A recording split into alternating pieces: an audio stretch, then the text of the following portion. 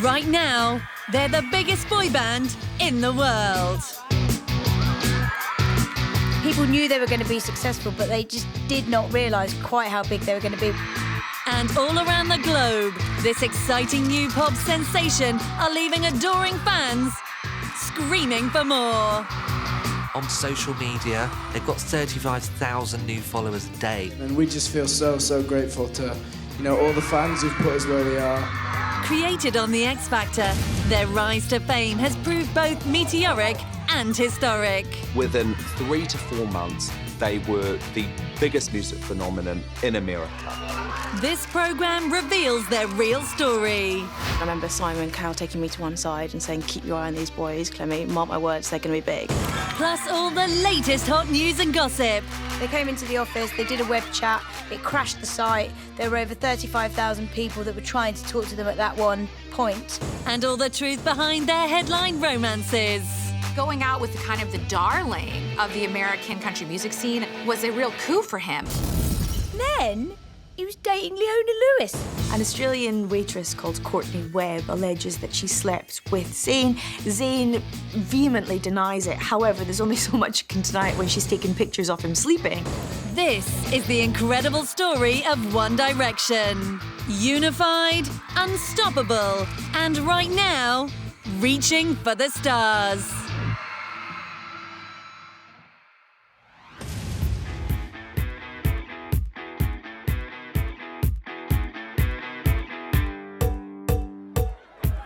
Let's face it, there are boy bands and there are boy bands. But in 2010, it was London which gave the world one of the biggest new groups in music history. Probably one of the biggest global pop bands of all time. When Simon Cowell sprinkled his unique fairy dust over this particular band, no one could have imagined just how big they'd become. He crafted them together as a band, unleashed them on the world in such an intelligent and savvy way that they became really the music story. As One Direction spearheads the new British invasion in the US with their feel-good music, secrets behind their individual personalities and their romances continue to make headlines everywhere. He was getting text messages from other girls. He was on tour. She didn't know where he was. Harry is a young lad with every woman in the world wanting to be with him. Their recent single was the most successful comic relief record in history, raising a staggering £75 million for the charity. One way or another, I'm gonna see you. It was a bit of a departure from their usual sound. It was a bit kind of more rocky, and you wouldn't necessarily have known how successful it was going to be, but I think it was the biggest charity single of all time. It kind of outsold every other comic relief single there has been. One way or another, I'm gonna see you. I'm gonna meet you. They made the video on as they were just going along. It wasn't a properly slick video, which I think was part of the appeal because it looked like they were filming it on their mobile phones. It's about them being real and the fans thinking they're genuine and they're bringing something to them that they have made themselves. Jettisoned to international stardom by the power of social media, One Direction has become a worldwide pop sensation like no other. Serena, are we having a good time so far? Are you having a good time so far? They were really taking the world by storm before they'd released anything. The Twitter sphere was going mad when they were still on X Factor. The first time I ever met One Direction was when they were launching their debut single, What Makes You Beautiful. That's what makes you beautiful. They came into the Heat office to do a web chat on our website, Heat World. We tweeted about it that morning. By the afternoon when they were coming in, the fact that they were coming in was trending worldwide. People knew they were going to be successful, but they just did not realise quite how big they were going to be. We had hordes of girls waiting outside. They did a web chat. It crashed the site. There were over 35,000 people that were trying to talk to them at that one point. And, from that moment, we just knew they were going to be absolutely huge. This type of fan mania all fitted in perfectly with Simon Cowell's vision to conquer the same audience as Justin Bieber. The timing was just right for One Direction. Justin Bieber was just exploding and taking over the music world. And the thought of having 5 Justin Biebers together was just a marketing man's dream. So you would think that they'd be rivals, but actually they are. I don't think they're really great friends, but I know Niall has hung out with Justin Bieber before, and Justin Bieber refers to them quite a lot in interviews, and I think he's a big fan of theirs. Is that a showbiz friendship or is that a real friendship? It's a real friendship, yeah, but it's We just know him like, through, we know him through the Replay. showbiz, so it was just like a bit of a weird. Oh, I see what you mean. I think I actually think it's harder on him though, because like being a solo artist and all, you know, we've got each other to lean on, whereas he's just had himself, so he's done really well.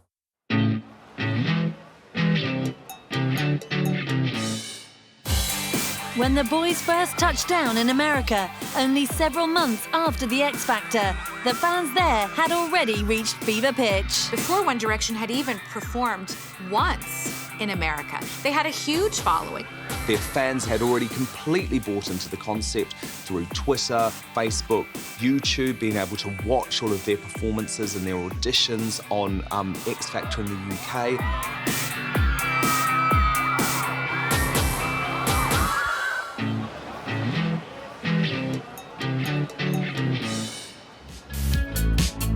So how did the One Direction story really begin? One Direction came about because they auditioned individually for the X Factor 2010.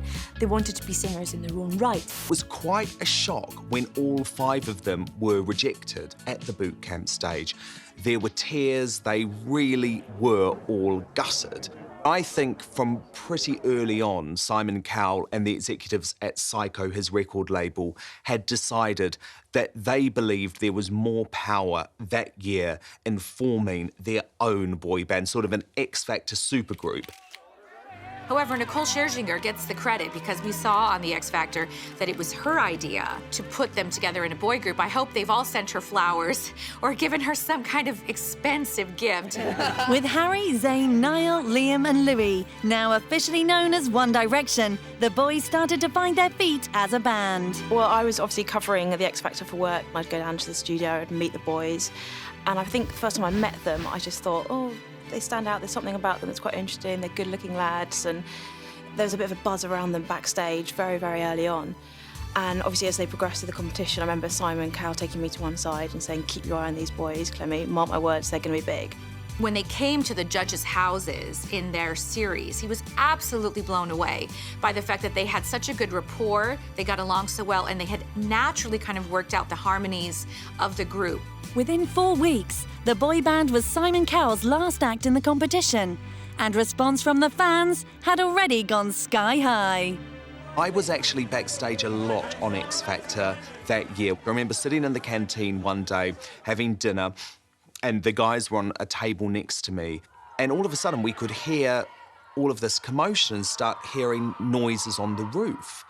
And the security guards rushed in and moved the boys out of the canteen. The fans had climbed up trees, these were teenage girls, and then got from the trees onto the roof of the X Factor canteen. The band was already causing chaos behind the scenes, with Harry leading the way. When he was on the show, it was very well known that he was kind of snogging a lot of people behind the scenes. They'd kind of find him in, like, cupboards. I remember one of my friends saying, oh yeah, we found Harry in a cupboard snogging some girl today. Everyone wanted to hang out with them. So all of the other acts, the sort of producers, the behind-the-scenes staff, the makeup girls, they all were really drawn to these 5 guys because they were just so fun to hang around. How are you finding all the female attention? Harry, let's start with you. I think it's always very flattering to hear, things. But, He loves it. Yeah, you can't not enjoy it because it's nice, I guess. They appealed to everyone. Friends of mine, like 35-year-old women, would be like, "Oh, I quite fancy some One Direction. Is it really bad?" Mums would think it was their guilty pleasure, and that at the same time they'd be quite happy for their daughter to like them as well. So they just appealed to all ages. With 1D fever gripping the nation, for Simon Cowell, it was all going in the right direction. You could tell Simon knew he was onto a good thing when he was on the show. They were his last act. He did not seem bothered at all. Simon is very competitive, and the fact that he only had one act left in the competition, he was literally leaning back in his chair. You could see the pound signs and the dollar signs are rolling around in his eyes. He was just thinking, I don't care if this band win.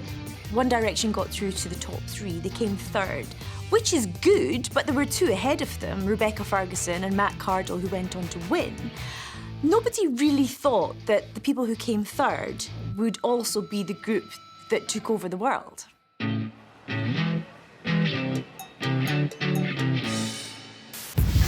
With X Factor over and One Direction finishing 3rd, all eyes were now on how the band would fare without the show's very public spotlight and millions of adoring TV fans. One of the things that critics have noted is the fact that these boys really can sing. Of course, there's some auto-tuning in concerts and on albums, but generally speaking, you know, the boys really all have a talent and they all have a good voice. People do worry that they're just some manufactured Simon Cowell puppets. I don't remember people saying any of these things. But actually, they are musical. They can all sing and they can play instruments and they do all really passionately love music. And then the second thing was their ordinariness. Now, that might sound quite crazy now because, of course, none of them live an ordinary life. But they were all such ordinary teenage lads, and they acted like that too. They were completely enthralled with the process they were going through. They were mates. In fact, it could have been disastrous if they hadn't have got on and if there'd been sort of a lot of interpersonal rivalry between the members. But that never happened, and very, very quickly they were inseparable. I mean, they would walk around backstage at the X Factor almost as if they were one person. Immediately after the final, their song, Forever Young, was leaked onto the internet. They were actually going to release a song called Forever Young, a cover of a Jay-Z and Mr. Hudson single as their first release if they had won the X Factor.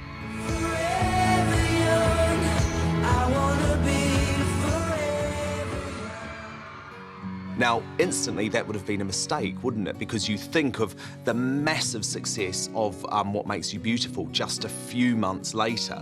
Actually, releasing a cover to start with wouldn't have been a good start to their career.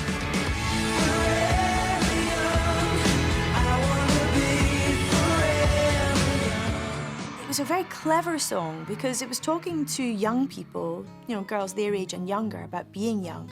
But it was also, it had that schmaltzy element that mums and grands who take their daughters to see Westlife but enjoy it too, like. So it hit the mark perfectly, as has every single decision taken on behalf of One Direction.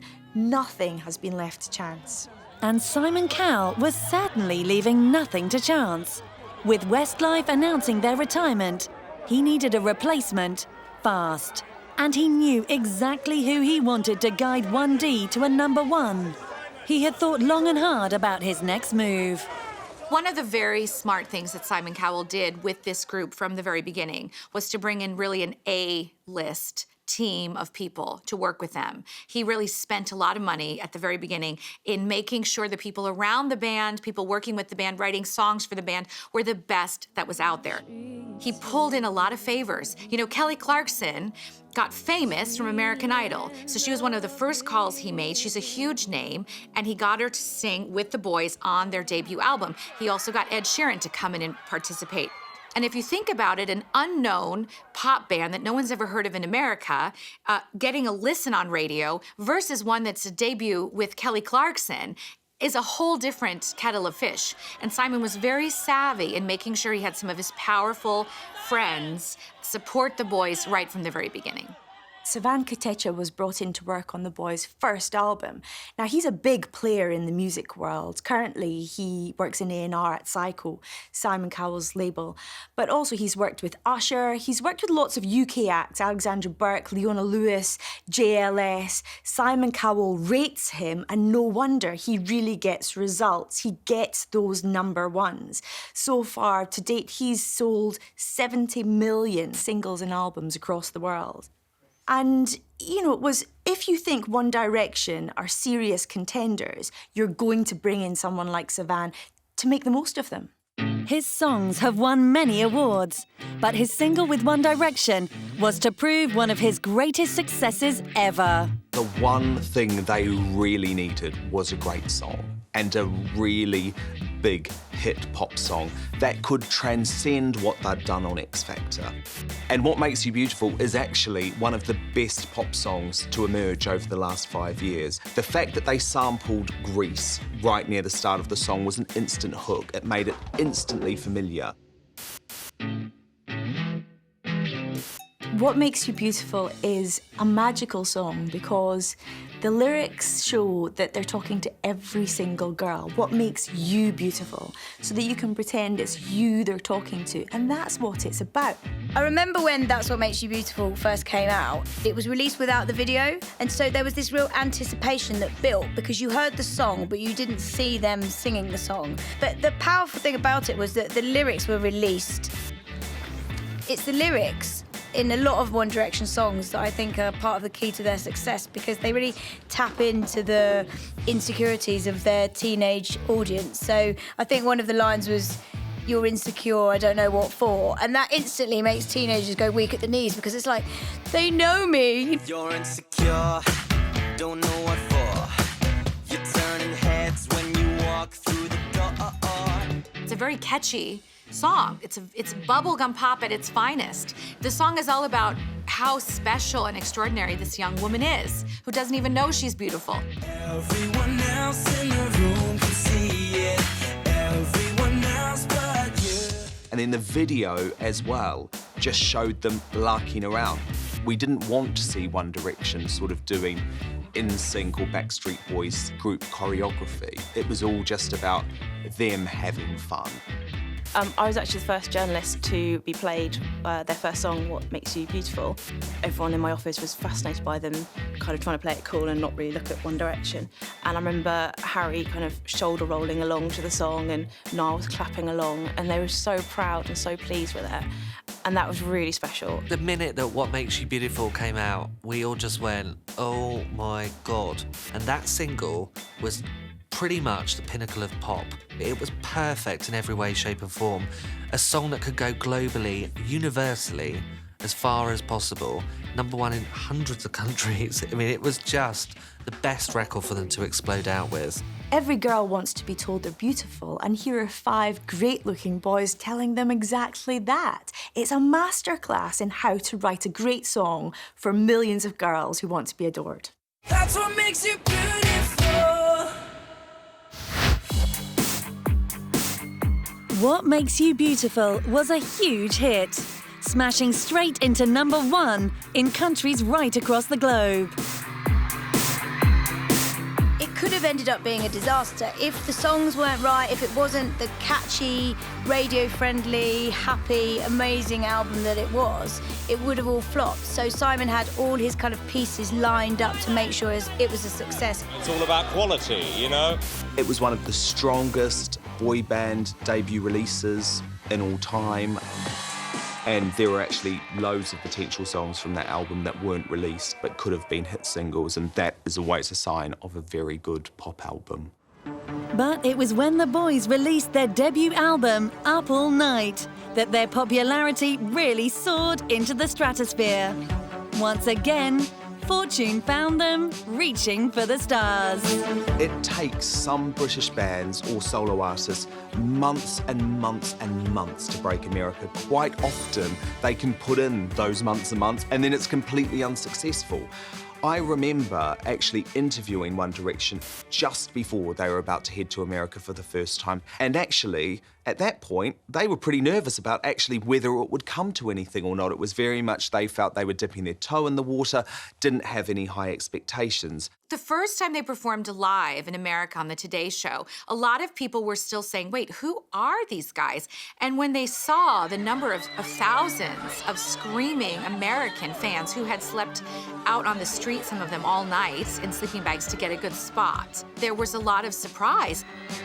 Remarkably, in 2012, the album went straight to #1 in America, making One Direction the first British pop band in history to achieve a #1 in the US with their first album.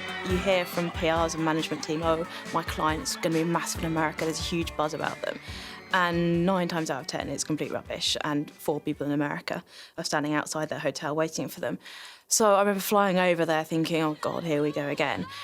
But actually within minutes of being parked outside their hotel and seeing hundreds of girls and a few kind of weary mums standing outside, I realised it was a bit different. For many, the American fans' response to the British band echoed the crowd hysteria shown to the Beatles nearly half a century ago. Both the fans and the 1D boys couldn't get enough of it. It's incredible. I mean, we can't believe we've come over to the US and, you know, we've got fans waiting outside our hotel and stuff. It's unbelievable. We never expected anything like this. The fans have been absolutely incredible. They thought it was ridiculous and crazy and couldn't believe their luck, really. But they work so hard, so just their opinion, their mind, their kind of thought process really is just keep working, keep trying, don't take anything for granted, and this may all end tomorrow, so enjoy it for what it is now.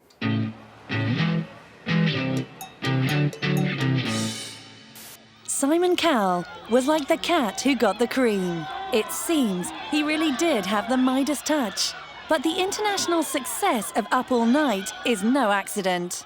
1D's clean-cut image in America has been carefully crafted and cultivated by Team Cowell. From the very beginning, from their first trip overseas to the US, there were very strict rules in place. Simon got them all personal trainers. They were put on special diets. He wanted them to look healthy and fit and in shape. They were banned from drinking. They were banned, obviously, from drugs. They were banned from, you know, picking up groupies and bringing them back to the hotel. All the kinds of things that you associate, particularly with Justin Bieber, say now, or kind of teen pop stars who are fighting the image and want to be cool. He didn't want any of that.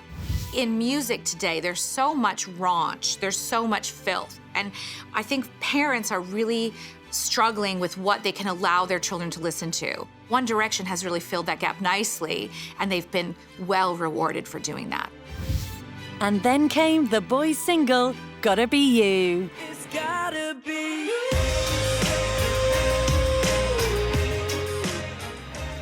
I really, really like It's Gotta Be You. It's actually my treadmill running song. I do little sprints to the chorus. It's just poppy, it's anthemic, it's catchy. It's a great pop song.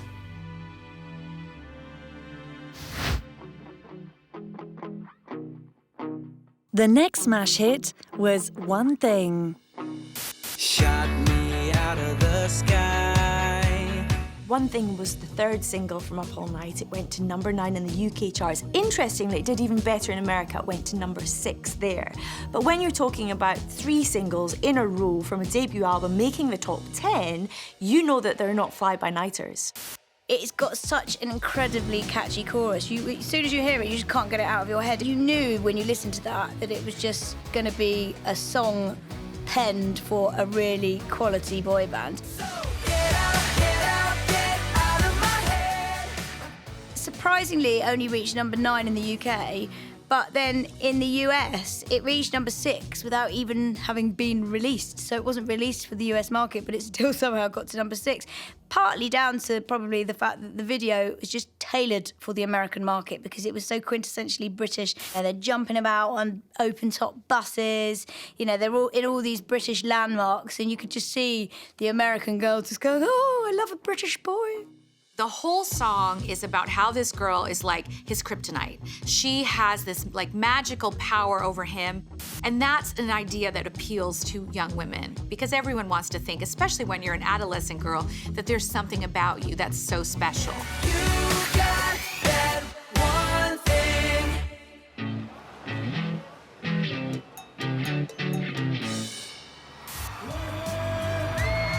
One Direction's Up All Night tour was sold out within minutes of release.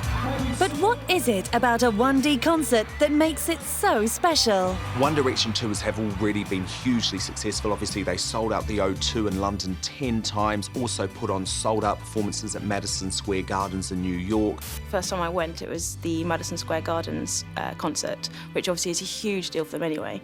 And I remember someone from the record label handing me a pair of earplugs and saying, you will need these. And I thought, oh, don't be ridiculous. And within a minute, I'd relented and shoved the earplugs in because the noise from these screaming girls, it's incredible. On stage, there's a lot of fun. They talk quite a bit, they play games with each other, They prank each other. There's some interactive sections within the show where they get people from the audience to tweet in and they put the tweets up on a big screen. So I guess what I would say is that when you're going to a One Direction concert, you're getting more than just songs. You're sort of buying into the whole experience because that's what the fans want. They don't just love One Direction songs, they love the personality of the band and they want to be part of the band and part of their experience. It's interesting that they don't learn any dance routines, so they almost pride themselves in the fact that they're not this choreographed, you know, slick machine. They are genuine and real, and I think that really appeals to their fans. So they're bouncing around, they're full of energy, and you know if you're in a concert at any moment, Harry Styles could be looking at you as a potential new pull, which he has said he'd happily date a fan. There is no standout lead singer. You know, you don't have a Chris Martin Coldplay situation or a Robbie Williams Take That situation. Each of these boys is uniquely talented. Nobody's trying to outshine the other. And in certain countries, Harry's the star, certain countries, Niall's the star. They don't fight for that position. The problem with boy bands has traditionally been that one becomes more popular, like Robbie, than the others, and gets a little bit of an ego, and things start to implode. There is absolutely no indication of anything like that in this group, and as long as they can keep that together, I think they're going to be around for years to come. It's definitely been one of my favourite gigs, so thank you very much for that.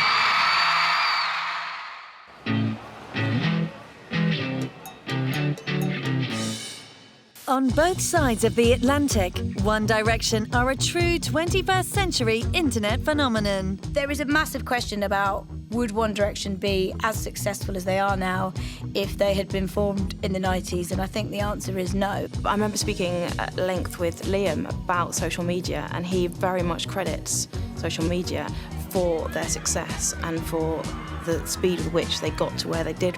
With their fan base growing daily on social networking sites like Facebook and Twitter, it brings them ever closer to their millions of adoring fans. Each boy, on average, gains 35,000 new followers on Twitter a day, which is ridiculous. All the boys tweet themselves, so that again makes fans think that they're talking directly with them and they feel like they have some kind of relationship with the band. Their fans genuinely feel that they're close to each of these band members because they're talking to them. It's like you're talking to a friend. They can get a response back from Harry Styles. You know, if they tweet him a picture, he might tweet back, he might retweet it. And that is such a powerful thing for a band to have. And Zayn in particular is regarded as something of a philosopher on the web. I tend to think quite philosophically, so I just try to get that out across on Twitter. But yeah, when I'm talking to fans and stuff, I do just like to be myself. And he even says he's open to dating fans. I don't think you should ever pursue anyone or basically date someone based on whether or not they're a fan. Like if they're a fan, then it's cool. But it wouldn't stop me if they're. No, it wouldn't stop me if they're a fan. No, if they find someone attractive, I'd let them know. I do get the feeling with One Direction's management that there is a bit of an onus for the guys not to be too one-woman men because the fans want to feel like they have a chance.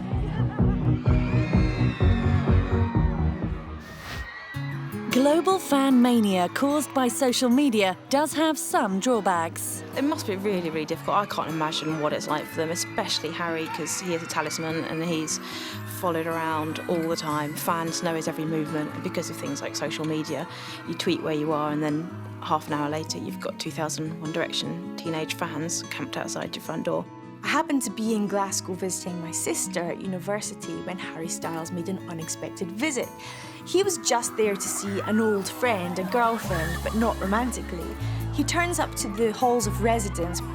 Everywhere he went, he was hounded by girls, paparazzi. It wasn't all great. Some guys were calling him names. I really got an insight watching him because he was surrounded by people and clearly was a bit uncomfortable because people were knocking on the door, Harry, Harry, we love you, or Harry, Harry, we hate you. And he had to get out. I felt intensely sorry for him. You see the good bits, you see the jet-set lifestyle, but Harry Styles and the rest of the boys have a lot to contend with, and ultimately, the one thing they can't have is normality in their lives. It must be really tough, but there are 5 of them, so they probably share the burden, and that probably helps a lot. And I think we just kind of keep each other grounded. Yeah. You know, we have each other around, and we're keeping regular contact with our friends and family. I think that's important. But the boys have their own very special way of dealing with all the fame and adulation. A deadly day. Oh, yeah. Deadly Day. Tell us about Deadly Day. I like Deadly Day. Sounds of fun. We did originally make it the 22nd of every month is just one day where it's kind of more acceptable for us to be, I don't know, just stupid. No, we're crazy. And just, we just kind of run away from everyone, really. One Direction's web-savvy fans were responsible for one of the group's career highlights to date.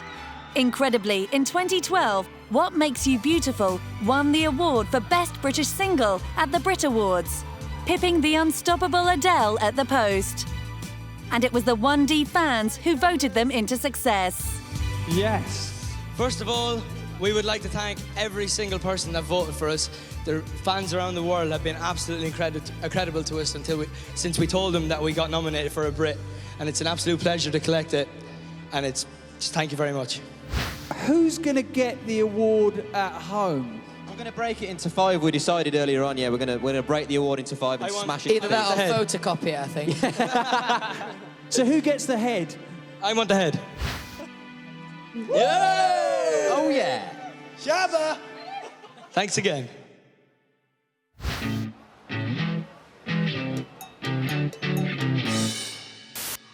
Many believe that much of the band's teen idol appeal lies in the unique personalities of each member. One of the strengths of One Direction is the fact that there's actually 5 very different individual boys involved.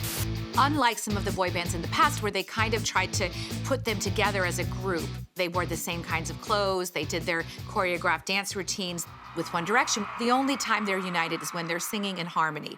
But otherwise, as well as they get along, they're all very different, individual young men. But what are the boys behind One Direction really like? First up, it's Zayn. With his movie star looks and sometimes aloof bad boy image, he's probably the coolest and most mysterious member of 1D. There is no getting away from the fact that Zayn is a beautiful young man. He's got these beautiful long eyelashes, these big eyes, this kind of James Dean, brooding, bad boy look. He's so beautiful, but when you see the other boys talk about him, they really rib him because I think he is the biggest poser in the band. Somebody's got to do it. Not only does he have something like 12 tattoos, but he's also a chain smoker. In fact, he's talked openly, I believe last year, about wanting to quit. The fact that he's also very openly Muslim and has tweeted, about the fact that he's Muslim, that in another way kind of, especially for an American girl, would make him interesting, exotic, different. He was born to a Pakistani British father and a British mother. He actually had quite a tough time at school. His mother said that he didn't fit in, perhaps because of his mixed heritage, at the first 2 schools he was at. He's quite quiet. He's quite nervous, the whole thing. He's image conscious. He's cautious about everybody new that he meets. He doesn't let people in very easily. And I think he wants to try and have some sort of private life. You've got to remember that these 5 boys have got the likes of massive pop stars in Britain like Robbie Williams and, people like Bieber that they've probably met in America that are telling them how to deal with the fame that they've got overnight. When you talk to Zayn one-on-one, he's actually very, very mature and level-headed, and I've actually really enjoyed my conversations with him when they've been one-on-one, because I think when he's in the band, it's very easy for him to be overshadowed, and he says that's why he sort of has this reputation of being aloof. It's not that he doesn't want to talk, it's just that he's a bit more quiet than the other people in the band. He really likes intelligent girls. He says if he wasn't in the band, then he'd want to be an English teacher because he loves reading books. He also likes drawing, so he kind of likes to keep himself to himself a bit. Zayn first hit the headlines when he had a romance with fellow X Factor contestant Rebecca Ferguson. In the year that One Direction came in 3rd on the X Factor, she was the runner-up to winner Matt Cardle. So she was another contestant who did very well, in fact, beat the boys. But she was also significantly older. At the time, it was pretty controversial. He was 18 years old, she was 24. There was a 6-year age gap. But more than anything, what was most interesting was the fact that she had 2 children. It again made her that much older, or seem that much older, whereas he was still very much a boy band teenager. They both seemed really into each other. It also seemed, however, that they didn't know how to handle it. They didn't know how to handle the attention that came with it. And One Direction were so popular that Rebecca Ferguson got quite a lot of hate tweets, hate mail. When that relationship broke up, Rebecca was very much unhappy about it. But Zayn very quickly was in a relationship with a sort of younger, hotter pop star, you might say, Perry Edwards, who was in the X Factor later than him and was in a band called Little Mix. Could she ever come between you? Because we're worried she's the Yoko Ono of One Direction.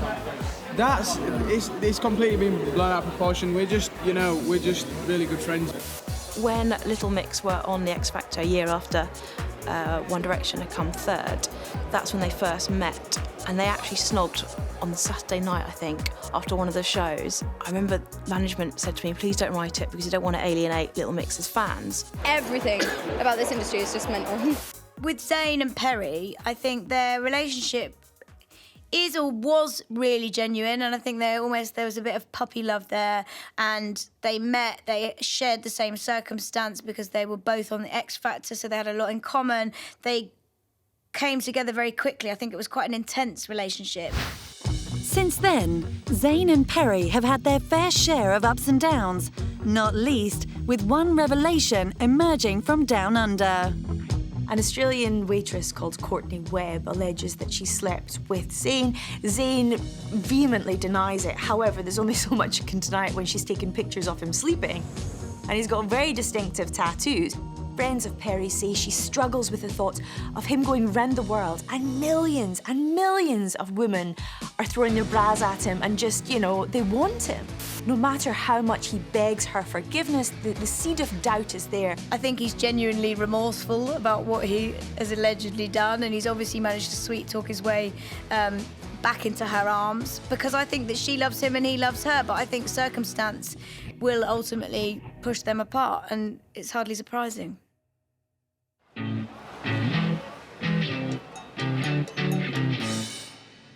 I was saying the other day, it'd be good to spend the day in bed, like just to spend the whole day in bed. Liam Payne is often regarded as one of the more sensible and mature members of One Direction. He seems to be the leader of the group. They joke that he's called Daddy Directioner because he takes charge. He always seems to be the most serious one. He's kind of had to grow up fast. I mean, first of all, he had very serious health problems. As a child, he had some severe scarring on one of his kidneys. In fact, he only has one kidney now. So alcohol and any kind of heavy lifestyle is completely out of the question. Now, this meant he had to get 32 injections daily into his arm to relieve the pain. In addition to the seriousness of his health problems, he was also bullied. He's talked openly about, you know, coming home from school with a black eye or having been punched in the face, and ended up, consequently, studying boxing so he could defend himself in the schoolyard. He would always come home with, you know, perforated eardrums and a bust nose because he was fighting his 38-year-old trainer. But he got pretty good at it, and it gave him confidence. Well, I'm seeing somebody, so... But that's not really gossip now anymore, I don't think. Liam has dated backing dancer for the Saturdays, Danielle Pisa, since meeting her on the X Factor in 2010. Obviously, any girlfriend of a member of One Direction is just opening themselves up to a whole world of abuse online, and she was probably one of the first girlfriends that got attacked. Danielle was threatened on Twitter. She got death threats just because she was his girlfriend. And Liam very openly tried to support her against the cyberbullying that she was facing. Now, the fact that he's been with the same girl since he found fame, and the fact that he stands up for her, perhaps because he knows what it's like to be bullied, makes him a really stand-up, solid guy. But sadly, Danielle and Liam have since split. The pressures of touring may well be a reason. Because obviously we're out on the road a lot, and when we're out on the road, it gets to a certain point where you kind of just, you need to go home for a little bit and just, you know, you miss your home. He's also a very nice, charming young man. Sort of the type of person that if you were a mum or dad, I think you'd love your young daughter to be going out with. You see his hair in the monitor. It looks so... What's wrong with it? It's a new hairdo. No, it's new. It's new. It is new, I know. I was surprised. What made you do that then? Did you just fancied it for the day, I don't know. Well, for the Just day, for a day. for a weekend, so You might be stuck with it for a bit longer.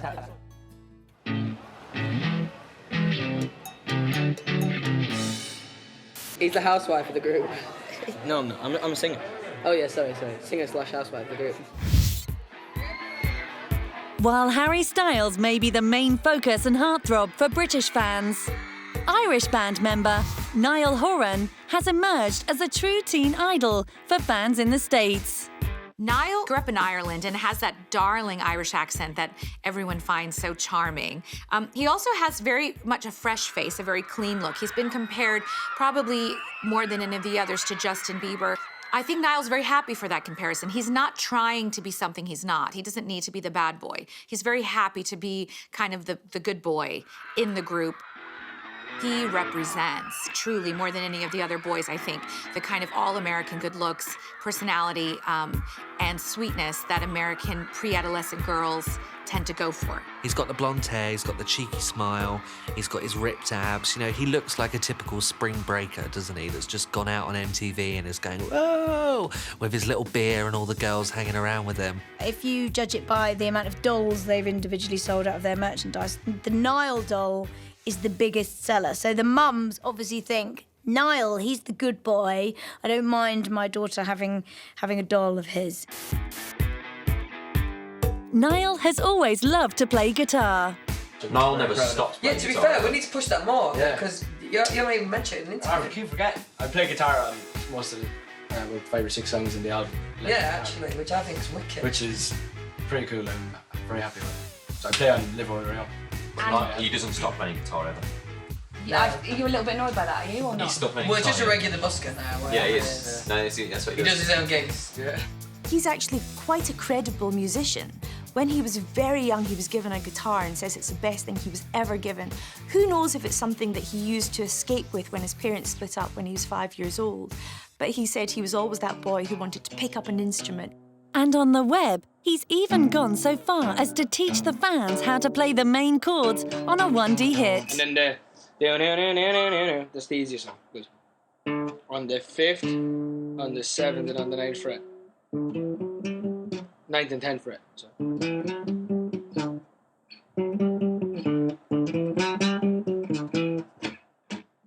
Niall is definitely not the innocent boy that everybody thinks he is. I absolutely love it when you see him because he'll be mucking about, he'll be joking. He is the life and soul of One Direction, and you never really know what he's going to do next.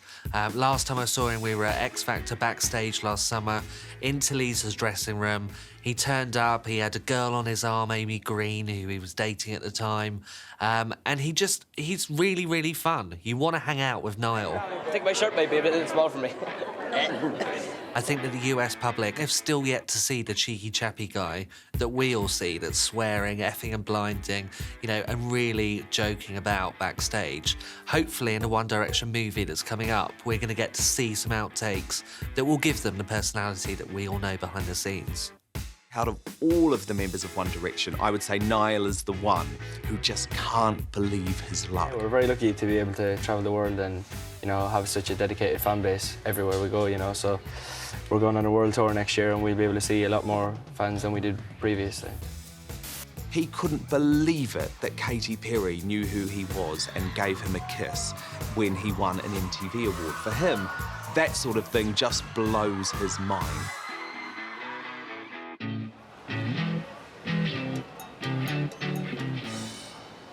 It's really weird how we've not known each other very long and now we're all literally best mates. We got on really, really well.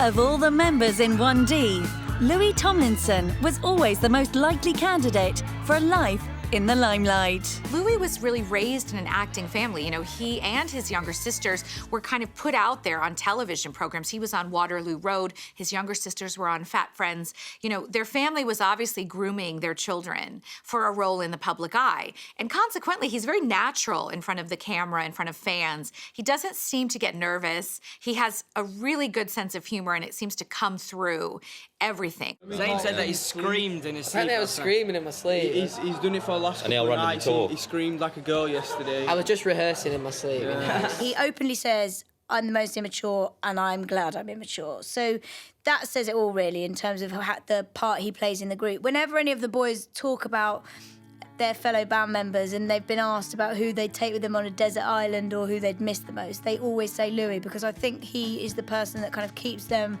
afloat, keeps them entertained all the time. You know, he's played jokes on nearly all of them. Harry has a major crush on Frankie Sanford.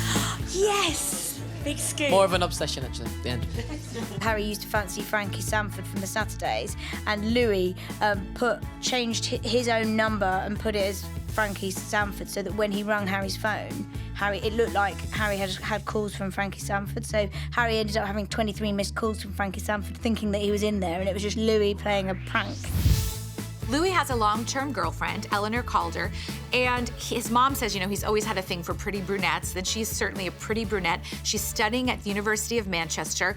They seem to be very stable. In fact, recently, Louis' mom even took to Twitter to say how much she adores Louis' girlfriend, how darling she is, and the fact that the mom loves the fact that her son is not promiscuous like a lot of other kind of boy band members out there in the world. Her son is a one-woman man.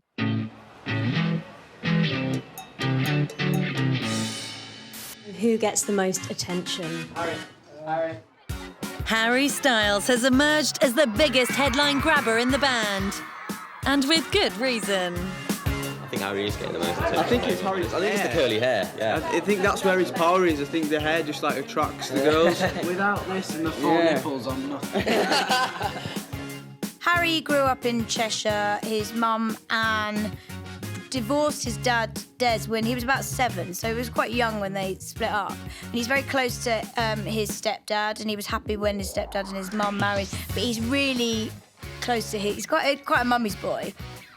When you see Anne, she looks very glamorous, she looks very young, and she is just overwhelmed by his success. She's so proud of him, and actually quite a grounding force, because they're still close. His mum has done an interview before and said, Harry phones me 5 times a day. You know, it's quite embarrassing for Harry for it to be out in public, but I think he's got a real sensitive side. And Harry's even been compared to a young Mick Jagger. When you see the documentaries of Mick Jagger around the same age, a little older than Harry, the resemblance is incredible. The papers had a field day kind of finding so many pictures of the two of them just looking identical. He's got that same charisma, he's got that same intelligence. And the fact that he has hooked up with so many older women, you know, to 10, 15, 17 years older than he is, would also indicate a certain amount of maturity and swagger that he was able to pull that off. It's extremely controversial. When asked about why he likes older women and if there's a cut-off point. I wouldn't go any older than my mum. Yeah, I think the mum, but yeah. How old is your mum? I'm more into girls my age, but that's just me. Me too. My 44 as of Friday. So you'd go no higher than 44? I think he probably would. It just goes to show that, you know, dating women in their 30s we see as a huge age gap, but Harry's willing to go that bit further. Harry has been romantically linked to a number of celebrities, including Extra Factor TV presenter Caroline Flack. Well, I actually broke the story about Caroline and Harry. It was a good story, you know, she was double his age. It didn't do a great thing for Caroline, though. I think she found it really hard. Well, I get on well with Caroline, and I feel really sorry for her because, again, especially when the story first broke, she got so much abuse. She was getting messages every single day telling her to go away and die, and it was awful. It must have been, I can't comprehend how terrible that must be.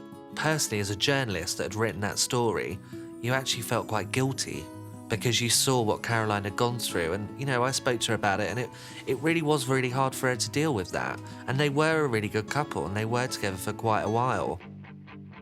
News also emerged that Harry had had a 3-month affair with 32-year-old DJ Lucy Horrobin.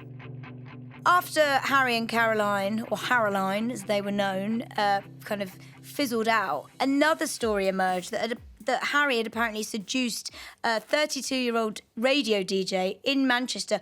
Actually, it was either before the time he got together with Caroline or just around that same time. And she was married. So this came out in the press about a year after it happened. And obviously there was a big hoo-ha around that. And it was all over Harry. Again, Harry seducing older women. But Harry's most famous conquest to date has to be Queen of Country Rock, Taylor Swift, now one of the best-selling artists in the world. Personally, I've heard from a number of sources that it was an arranged thing. It was something that Harry was going to, really get his image up in America. I wouldn't argue with the fact that they were undoubtedly set up by the record company who thought it would be a good idea. Going out with the darling of the American country music scene and also the pop scene was a real coup for him. However, if they didn't have a natural chemistry and if there wasn't a mutual attraction, I don't believe they would have gone to the Caribbean together one-on-one on holiday. I think they had a relationship. I don't think it ended well. And again, that makes me think it was real, because if it was all prepackaged, we would have had a very neat and tidy breakup, which we did not. I know somebody who worked behind the scenes doing makeup and said that, let's just say Taylor was pretty heartbroken and annoyed when Harry didn't give her the attention she thought that she deserved. Harry went on tour and was pictured kissing a girl in New Zealand, actually, my home country. And Taylor very, very quickly ended the relationship at that point because she was quite disturbed by what she saw in this kiss. But Harry pursued her for many months and eventually she gave in. Harry ended up not showing that much interest in her, not returning her calls. She didn't feel she could trust him. He was getting text messages from other girls. He was on tour. She didn't know where he was. Taylor probably should have been wise to that. Harry is a young lad in a boy band with every woman in the world wanting to be with him. As soon as I heard about the relationship, I knew it would only be a matter of time before there was going to be quite a messy split. This actually played itself out in her single, We're Never Gonna Get Back Together.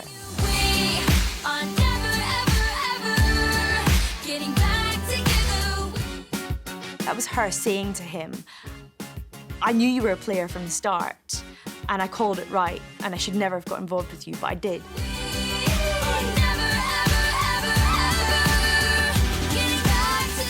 She's just a girl who's had her heart broken by a guy. Take fame away from it, it's pretty obvious.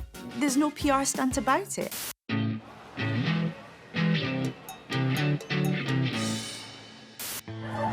Every aspect of the band's marketing has been beautifully crafted. And with record sales dwindling in the music business, 1D's merchandising revenue really is reaching for the stars. One Direction merchandise is massive. I mean, of course, in this day and age, it's not just enough, really, to sell singles anymore because there's so much piracy, it's very difficult to make money off it. In the wake of illegal downloading especially, you need to find a new way to make money, and merchandising, which Simon Cowell and the One Direction team quickly fathomed, is the way forward. So that's what they've done. I believe their calendar was the most successful calendar ever produced.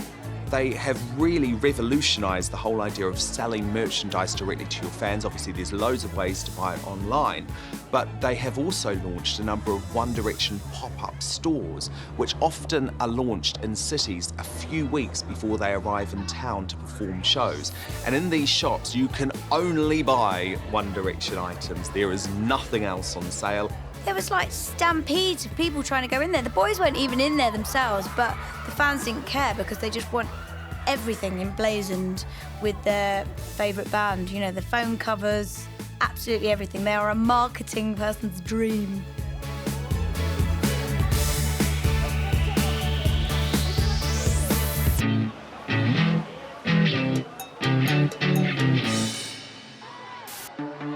And of course, the 1D boys continue to hit the headlines. Sometimes with some rather bizarre revelations. One of the surefire signs that a band in this day and age is very famous is that there are these kind of weird quirks of social media. Fans have now produced fan fiction about their idols. The most recent one was linked to the fact that Harry is really good friends with Radio 1 DJ Nick Grimshaw, seen out with him a lot of times. So then emerged some fan fiction about the love affair between Harry and Nick Grimshaw. I don't believe that for a second. I mean, Harry is a ladies' man through and through. There is nothing in it. They are really good mates. Nick's got the most impressive black book of any celebrity I've ever met. He's mates with David Beckham, with James Corden, with everyone. So they are just good friends. Ultimately, people who have fame do court controversy. Look at Mick Jagger and David Bowie. And that's the sign of a great pop star or a great star, that you talk about them. As with all global celebrities, the boys have been romantically connected with other big names in music. A friendship between Liam and X Factor winner Leona Lewis recently grabbed the headlines. The only sense of scandal that's ever really hit Liam was around a rumoured relationship with Leona Lewis, because he had been dating the dancer Danielle Pisa for some time, who's very beautiful, and they seemed to be getting very serious. And then they broke up, and within days it was reported that he had been on dates with Leona, and perhaps a relationship was developing. From what I hear, they did meet up for lunch. They did get on. There was perhaps traction between them, but I think they both realised that it was too much of a risk to take, and ultimately they wanted to be friends more than anything else. Very quickly, actually, Liam was back with Danielle, and they had sort of reaffirmed their relationship, I guess. So I don't know if it was a case of Liam just needing a moment to work out if he actually did want to be single. I do think it was a publicity stunt. You know, you have to remember, when you're this famous, all you have to do is have a conversation with someone else who is famous. And the next thing you know, it's all over Twitter and you're getting married. It just seemed really weird because she did have a single out at that time, and she hadn't been doing that well for a long time. And One Direction are the most famous band in the world, so it's not going to do her that much harm to suddenly be seen going out with Liam. If Liam and Leona's relationship was a PR stunt, it was a good PR stunt, because Leona Lewis's career hasn't nosedived, but she probably needed a bit of a pick-me-up. And who better to be linked with than someone in a boy band who's taking over the world? And for Liam, I guess it does his kudos no harm, because, you know, it's this older, attractive girl.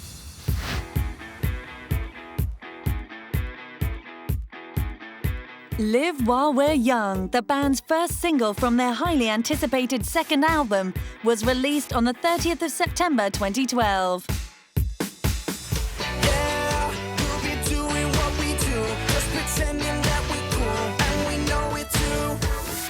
Live While We're Young was a perfect song choice again for One Direction, because it was talking to their fans, girls younger than them, their age. There was nothing arrogant about it. Mums wouldn't mind their daughters buying that. It was like, yeah, celebrate the fact that you're young. I think it has more of a little bit of a rebellious streak to it. It's like, let's take some risks, let's live while we're young. The song really kind of embodies the direction that this group is moving in. And live while we're young.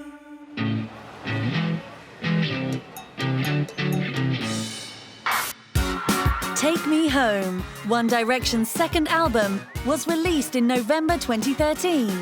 To date, it has sold over 4 million copies worldwide and reached #1 in 37 countries. It's fun. We worked very hard on it, and it's not a million miles away from the first album. Kind of a similar sound, everything just a little bit more beefed up. Guitars are heavier, drums are heavier, and we personally think that the songs are better. So on the first album, One Direction didn't write much. Now that's very common when you're coming out of a reality show like X Factor, and you're much more focused on the marketing and also getting songs that are really good. But for the second album, they were much more focused on songwriting.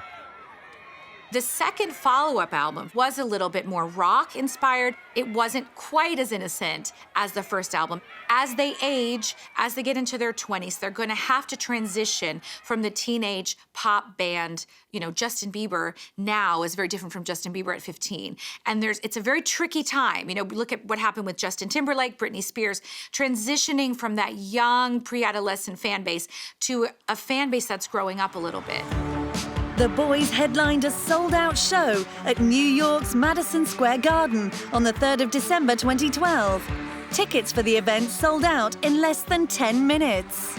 the Madison Square Gardens concert in particular, they would say, and they told me, was the performance of their careers so far, the performance they've been most proud of.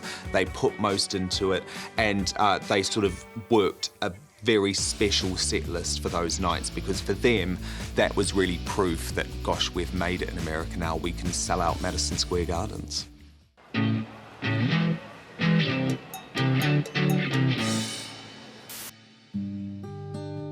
Little Things was the second single of Take Me Home and reached the top position in the UK charts. Hand fits in mine like it's made just for me. Little Things was a departure for the band because it was a little bit more, it was a ballad. It was a little more slow moving. It was a little more sensual. You know, the curve of your neck. These are the little things about you that draw me to you. It was more sensual. It was maybe a little more sexy, but it also was the boys kind of demonstrating that they can do more than just bubblegum pop songs. They can also do ballads, they can also do kind of songs with a more serious nature. And I think that the reason Little Things was interesting is the fact that it did so well. It shows that their fans are willing to embrace them in more than one genre. Don't let these little things slip out of my mouth. One Direction's song Little Things, written by their mate Ed Sheeran, a complete change in tempo and really kind of gets to the bottom of, you know, girls and how they feel about themselves, and ticks all the boxes in terms of what a woman wants a man to say about them, because it's saying, I think you're beautiful. You see this in the mirror, but I think you're beautiful. Any music expert was thinking, okay, you've had your up-tempo songs, when's the love lyric song going to come out? And Little Things was it. And it was a lovely song. The lyrics were beautiful. It was, I see you squeeze on your jeans, but I still love you. To me, you're perfect. Everything about you, and went through the kind of face and body. And again, every girl thinks, it's me, you're speaking to me. And that is so, so clever. Not to sound cynical, it's clever, but also it was sang beautifully by them and showcased the fact that they do have vocal talent. And all your little things. In February 2013, One Direction released a cover version of Blondie's One Way or Another as the comic relief single. To date, it has proved to be one of the most successful charity singles ever. One way or another, I'm gonna see ya. I'm gonna meet ya, meet ya, meet ya. One Way or Another and Teenage Kicks were put into one song for comic relief, and again, of course, it was going to be a huge hit. Your credible musicians used it as ammunition to say, oh, there they are, they're releasing covers already. But you know what? They did it well. The band performed the song at the 2013 Brit Awards. They came across as quite down to earth, and their performance of Teenage Kicks was wonderful. They were at the party having a few drinks, but they don't really go out and get really drunk because they're aware that they have a responsibility and don't want to let their fans down. That evening, the boys also won the first ever Brit Global Success Award. This award is absolutely crazy. Just thank you so much, it's incredible, thanks. I thought the boys came across wonderfully at this year's Brit Awards. They didn't look too cocky, and they have every right to be cocky. Ultimately, there was a prize created for them for global success. They did seem very chuffed that they'd got this Global Success Award, and rightly so. But you felt like there was a bit of impishness to them. They are in this world that they can get away with anything they want, pretty much. And I know after they'd gone and accepted the award, I think they were meant to do radio interviews and all sorts, but they were just running up and down the corridor, you know, amusing themselves. And I think they've probably become a bit of a law unto themselves now. Tonight has been amazing. It's just so you know, I'm stood this awkwardly because I was trying to smuggle the Brit. Because on Saturday we open up our world tour here at the O2, so it's gonna be a great year. Why'd you whisper in my ear? So yeah, and that doesn't finish till November, and he's telling me to say I'm Irish. We've got the movie coming out and the world tour, and I love Ireland, and it's going to be a very exciting year. A few weeks later, they kicked off their Take Me Home tour in Europe, North America and Australasia. Tickets were sold out within hours, all around the world. Even more successful if possible, over 100 dates this time, and this has really cemented them as a global phenomenon. It's been massive in America, in Australia, over here in Europe. It's incredible. Fans are just going absolutely wild for these boys. There's nothing they can do wrong, really. You're one of the loudest O2 crowds we've had.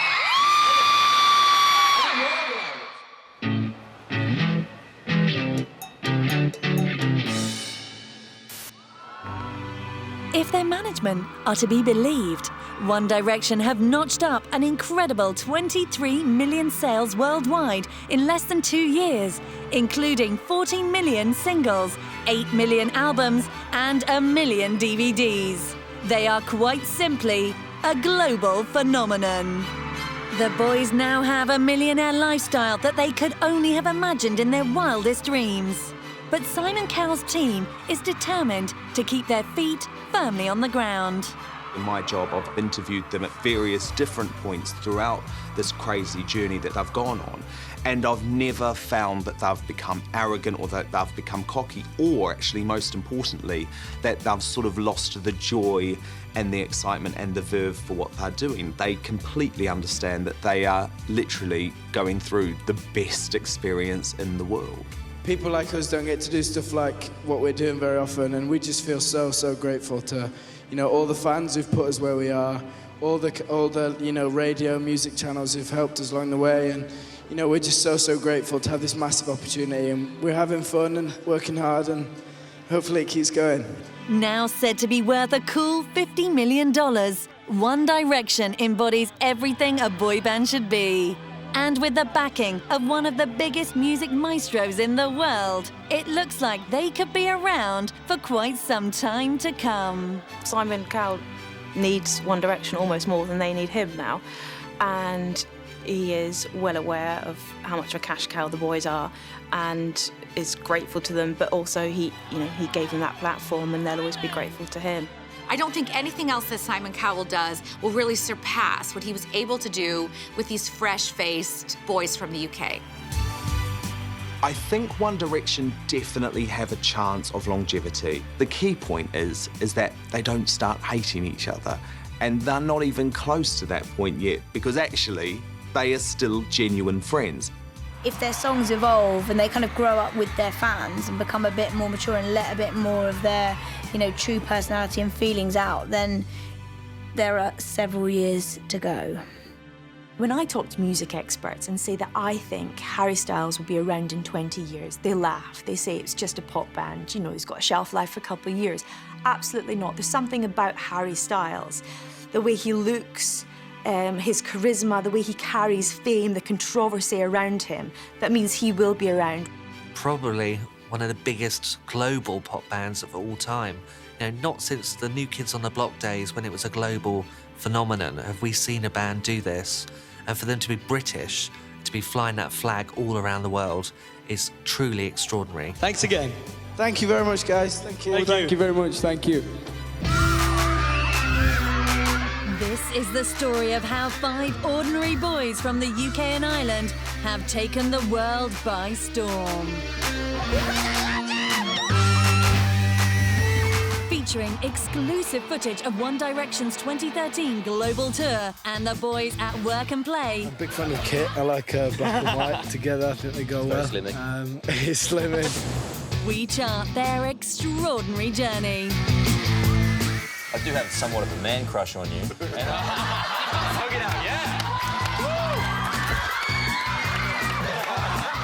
And as their new movie explores how one day are coping with fame and fortune, music insiders reveal how Simon Cowell still very cleverly guides their every move.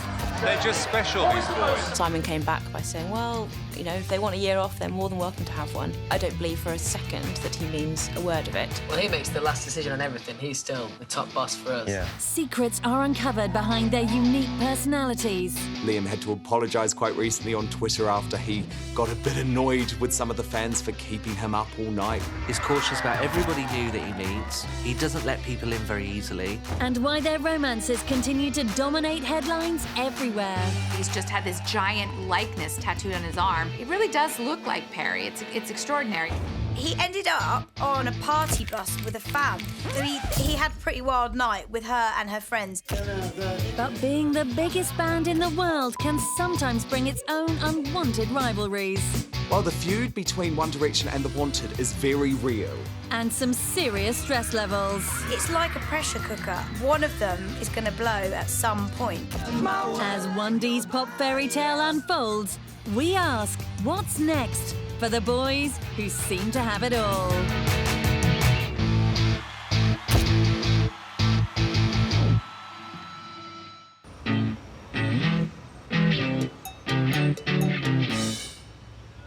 2013 proved to be One Direction's mightiest year to date. When a special conference was held at Wembley in May, the press had an inkling that major news was about to be revealed. We got told about a week in advance that there was going to be a special One Direction announcement. It was all embargoed. We weren't allowed to reveal the location or the timings or anything. You couldn't tweet about it. There was all mass excitement, people speculating in the media what it could be, you know, what they were going to say. We are here.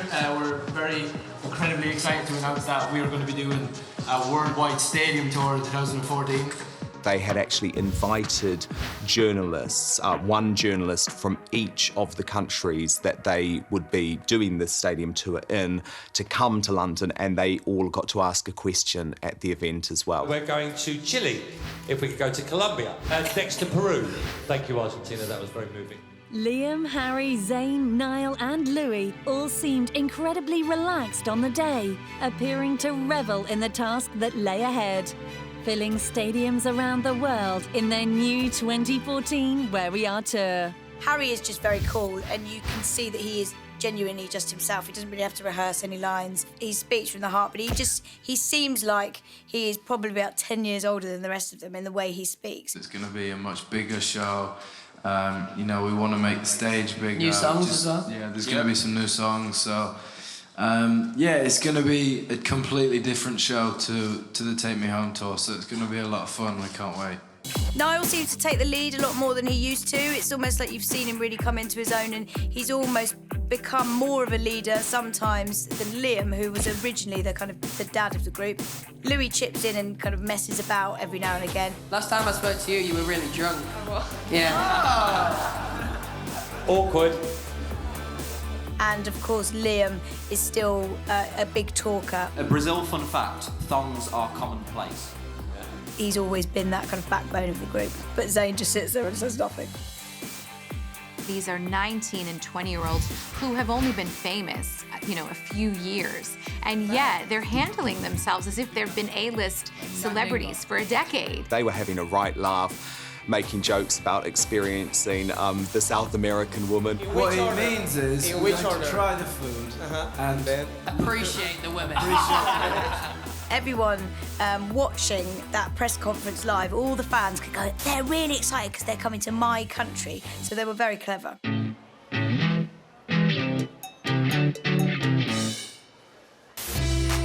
Soon after the press conference announcing their plans for 2014, the boys headed straight off on their Take Me Home tour, with over 100 shows in Europe, Australasia, and of course, the United States of America, where one way or another had been riding high in the charts. One way or another, I'm gonna see ya.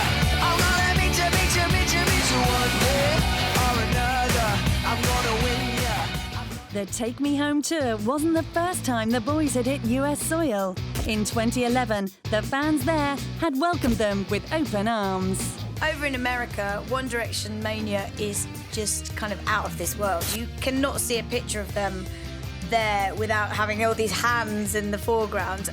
There seems to be no limit to where One Direction can go over in America. They surely couldn't have predicted just how big and successful they'd be. If you overthink something, you'll get it wrong. You know, we didn't plan on breaking America. The Americans came to us, the fans came to us, and we just gave them the record and the voice. The only thing you can compare it to really is the Beatles. And that was before the age of Twitter and Facebook and paparazzi and all that stuff. So in many ways, the Beatles had it far easier than the band One Direction does today. And even the most die-hard fans in New York seem to know every word of every 1D song.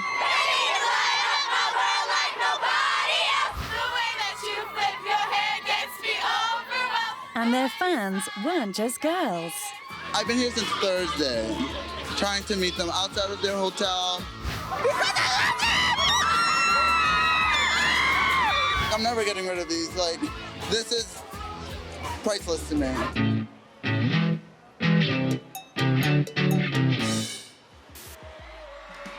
One D's most recent trip to America proved equally dynamic, but this time round, all five seemed to have grown in confidence and loved having a joke with the fans at their concert.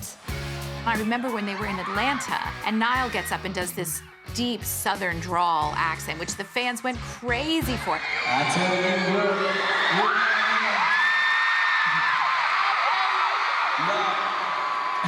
I tell you, I've been down here in Atlanta for 2 days. Today, I was playing basketball on the Atlanta Hawks best basketball court.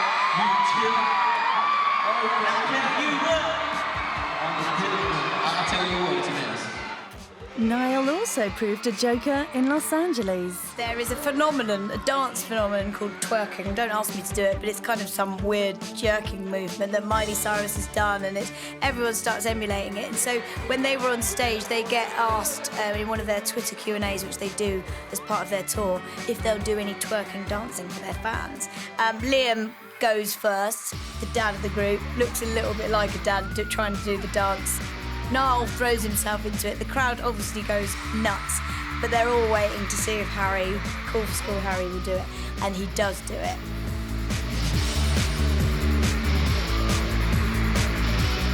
The write-ups on the internet across the world were just like, oh, that just made our day when Harry did some twerking. But they do know how to entertain their fans, that's for sure.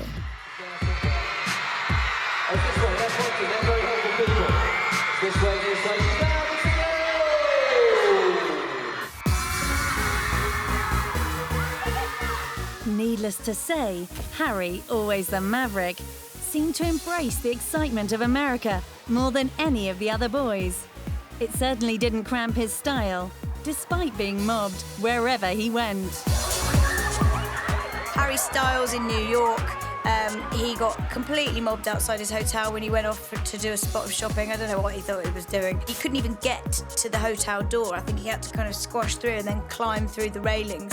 And once he'd hit Los Angeles, it wasn't long before his love life started to make the headlines as well.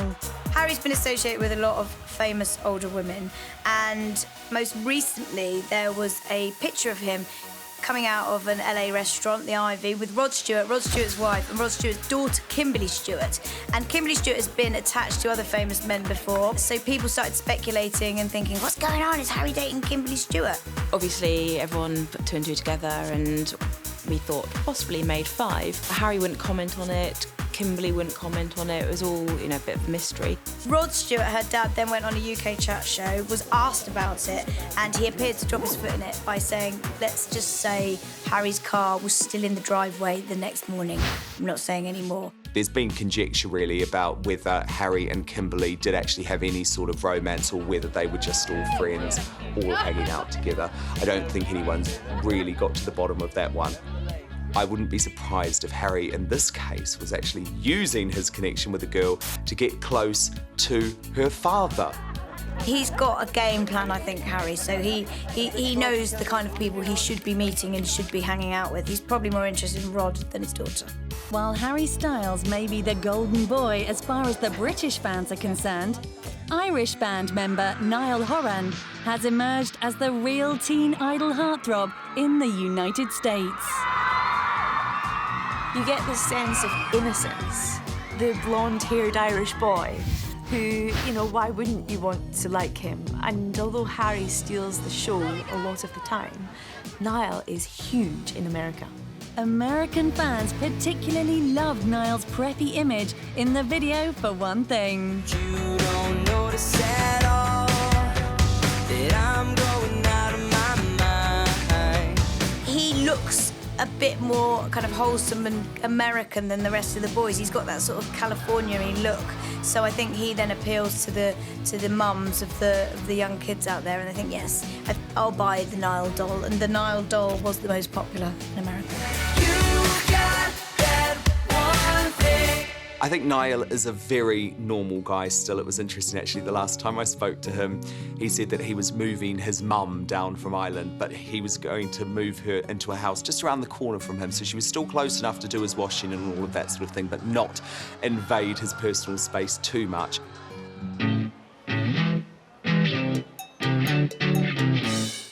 On their recent trip to Miami, the boys took some time out for some R&R and, of course, a photo opportunity, with fans never that far away. Miami is arguably one of the biggest party cities in America, and to have 5 young boys out there, of course they're going to be seen having a wild time in pools. A lot of topless shots of them emerged in the papers. There are just fans everywhere around the sides of this hotel. And there's another picture where Niall is trying to walk to the pool. So you'd normally walk to the pool from your room and not be bothered. And there are just people everywhere. There was a lot of interaction with young girls, pretty girls, loads of action over Twitter and Instagram. Just, it would appear to the outsider there was 5 young guys living the absolute dream.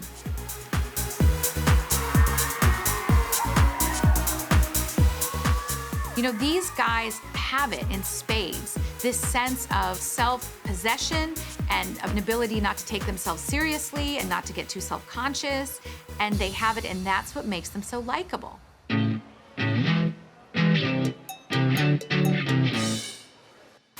But it wasn't all fun and games in the States. As well as the demanding touring schedule, the boys were also having to deal with serious jet lag, and it had its consequences.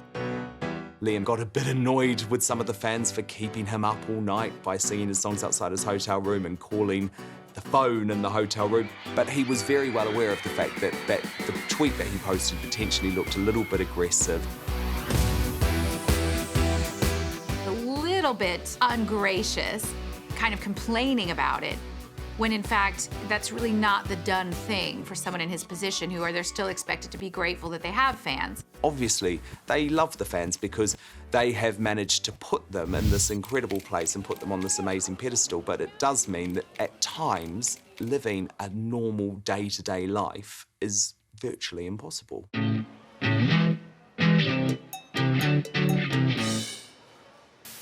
During the world tour, news broke that One Direction had entered into a Twitter feud with their fellow Brit boy band, The Wanted. There's no love lost between the boys. Their ongoing spat seems to be escalating over Twitter on a weekly basis. Young lads taking each other on in the international pop world. They've had some pretty tough things to say about each other. One Direction are, they're clean cut, they're very carefully managed, they appeal to a wide-ranging audience, and mums love them, grands love them, and very young kids love them, and they're allowed to love them because everything's quite wholesome in their world. Yet you've got The Wanted, on the other hand, who are much older anyway, their fans are older. The Wanted get off with their fans openly, and they talk about it. They are very rude, they get their bits out all the time, and they just don't care what goes on. The Wanted initially were asked, what do you think about One Direction? And one of them, it might have been Max, made a kind of derogatory comment saying, well, our single is at number 2. So when they get a single up that high, then we can talk. And One Direction kind of entered the charts at number 1, not that long later, kind of way surpassed the success of The Wanted in the States. And I think that kind of started this rivalry. Things really got more heated when Max George and Zayn Malik kind of got into it on Twitter. Max kind of talked down to them because obviously The Wanted are a bit older than them, as are their fans, and he was like, look, if you don't watch it, I'm going to take you dinner money. And things escalated where it ultimately Zayn accused Max of having chlamydia. Then they started asking them if they wanted to meet for a fight. So there was this kind of call out in public going, stop running away from us. If you want to meet, let's do it face to face. You've got groups that are somewhat similar. It's just that One Direction has stomped The Wanted in terms of ultimate success. And that kind of thing maybe doesn't always go down well. I think they're such a different band to us, and they do such different music that it shouldn't really matter. I'm sure if they all went out for a night, they'd probably get on, but according to The Wanted, they've tried now to arrange some drinks with the One Direction lads who've turned them down. I would love to see those two in a ring together, wouldn't you? One Direction be The Wanted? 1D's American trip also gave the boys the inspiration for their most adventurous music video yet. Niall, Louis, Liam, Harry, Zach. It's Zayn. Sure, whatever you say, big guy. The pop video, written by their old friend, comedian James Corden, was an astonishing revelation, showing the British boys as fans had never seen them before. Cute as a button, every single one of you. And we Following their faultless performances as Americans, Hollywood is already said to be knocking on their door.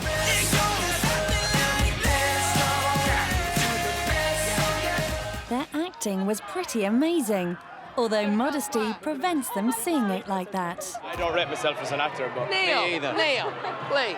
Well, I rate you. Oh, that's right. I rate you. Oh, thank you. I rate you. I rate you.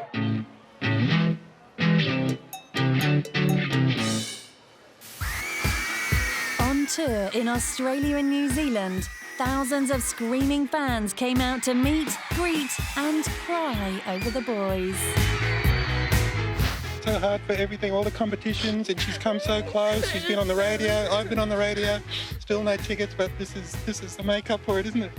Well, obviously, I'm a New Zealander, born and bred, and One Direction mania, actually, I would say, is bigger in Australia and New Zealand than probably anywhere in the world. We all slept together last night outside, waiting in the cold.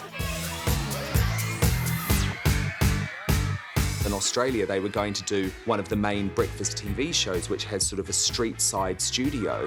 And there was such commotion and there was such potential, I think, the police believed, for people to be injured. The appearance initially had to be cancelled. And then when it finally did happen, you know, it was subject to so much security. Even the famously macho Aussie presenters couldn't hide their affection for the boys. I'm the happily married father of 3 kids, but I do have somewhat of a man crush on you. And You've got similar hair, I think that's what it is. I just wonder if I could have a little hair envy. Hug it out, man, hug it out, yeah!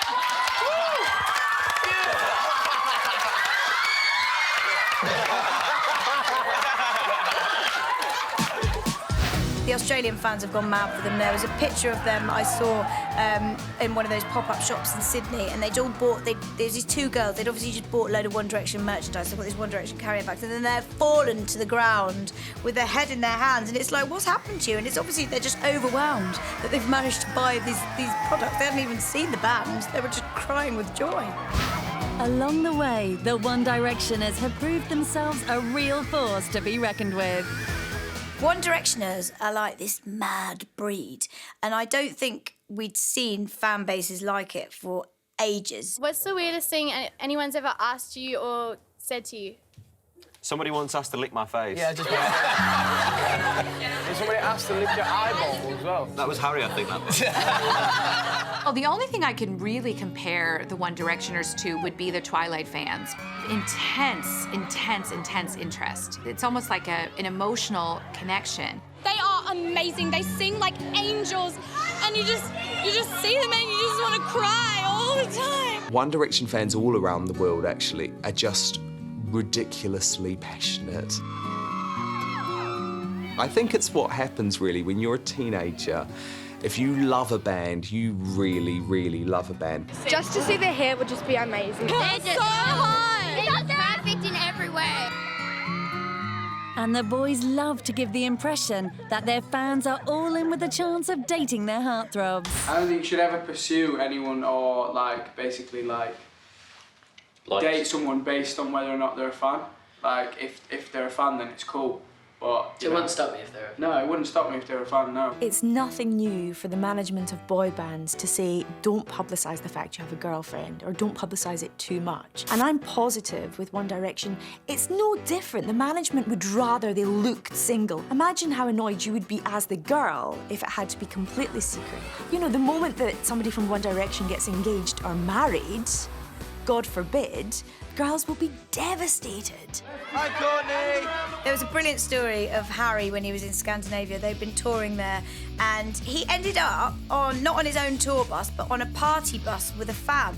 So this very pretty blonde fan, it was her birthday. She'd managed to kind of approach him, told him it was her birthday, and then he obviously quite liked her and just thought, hey, I'll go to your party bus. And so he had a pretty wild night with her and her friends. Nobody probably knows what happened. I'm sure there was a snog involved, but it just shows, A, that Harry is giving hope to all the fans out there because they think, well, if she can do it, then I can do it. But B, it shows how comfortable he is in his own skin. And I don't think he minds seeing a headline like that the next day. It doesn't do his image any harm.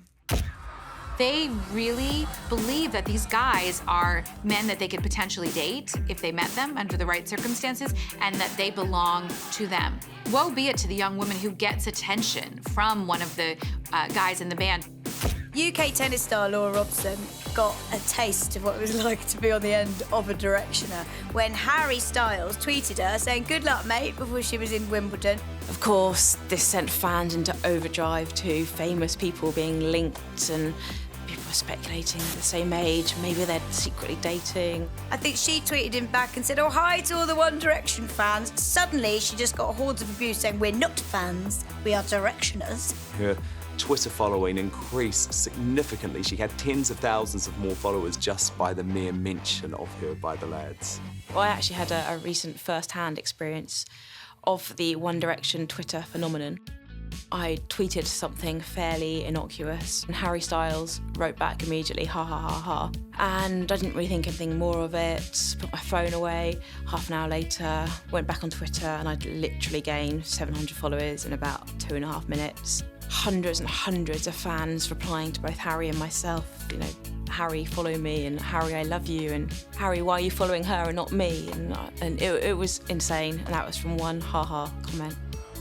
A lot of One Direction fans, their Twitter handle actually includes either names of individual members of the band or the name of the band itself. So they're actually putting their entire identity to the world and including One Direction within their name, which I think is pretty full on. You can't really ask for much more devotion than that.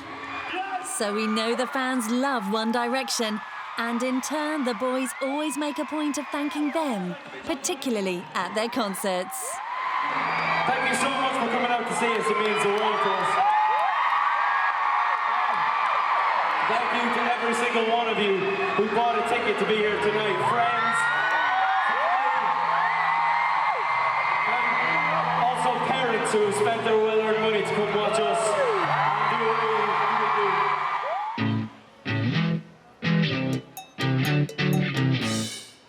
Okay, so let's see how the boys have changed since their first appearance on Britain's X Factor.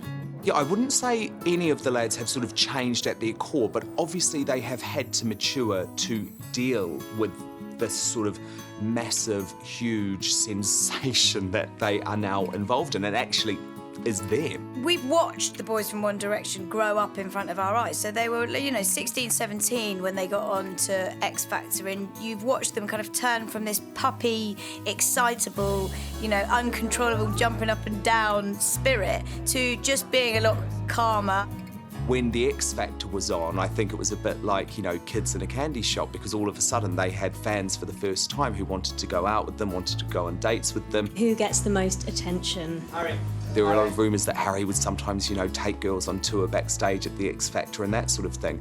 Now, obviously, that's something that they can't really do now. In those early days, making the video for What Makes You Beautiful was glamorous, and it took them to the US for the very first time. You're insecure, don't know what for. You're turning heads when you walk through the door.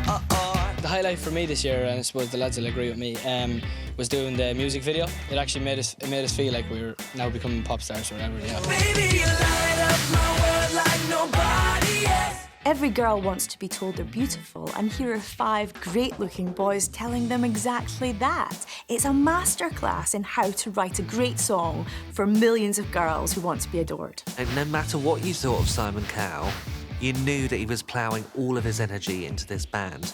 And that single was pretty much the pinnacle of pop. It was perfect in every way, shape and form. Oh, that's what makes you beautiful. Meanwhile, back home, the boys took to promoting the single like ducks to water, loving every minute of it. Baby, you light up my world like nobody else. way that you flip your hair gets me overwhelmed. But when you smile at the ground, it ain't hard to tell. You don't know, you don't know you're beautiful. If only you saw what I can see, you'll understand why I want you so desperately. Right now I'm looking at you and I can't believe you don't know, you don't know you're beautiful. That's what makes you beautiful. Lads, that is very good, fellas. Everyone in the studio giving you a round of applause. Thank you. Very good. Are you hot because the boys from One Direction are here? Am I lucky or what? Hello. Promotion for What Makes You Beautiful led to some funny moments. And the heat went right up in the kitchen when they appeared on a daytime show in the UK. Oh, who's calling? Oh, that's very saucy. I can't tell people what that says, but I'm going to tell no one, please. That's all right. Look, I'll switch it off. Okay, is that off? How do you turn it off? Let's just throw it away. Now, lesson number one, when you're on a TV show, switch your phone off. Yeah, what a shame. So, Harry, you say you like to cook. What sort of things do you cook for you and Louis when you get time to be at home? I made tacos once. Tacos? Yeah. Pasta. Beans on toast. Is he good? Is he good, Louis? Beans on toast. Yeah, he's good. Well, It's always good to get a text saying tea's ready. Just walk upstairs and my tea's there. Happy days. I think that's Dinner's on us. Did you make it? I'm not having a few. I think you should present it. You won't get anything like that. Oh, that looks nice. Is that good? What do you think? Very good. Boys? Yeah? Very good. Oh, hello. And so if that was the main course... I was wondering what your favourite desserts were. That is a great question. That's a good question. That is a great question. And it's a hard question. Louis, you kick it off because you're one by big one. dessert man. So much good stuff to choose. I'm struggling as well. I'm going to go for cookie dough. I was literally just about to say that. You smashed it. Like, it's like a half-cooked cookie. Soft centre. Really warm, soft centre. Ice cream on top. Ice cream, you're laughing. I've got a feeling you're a bowl licker. Like, do you like the stuff... And a poor liquor. It's a family show. It's a family show. Early morning TV. You know what I'm doing. It's late night, Exactly.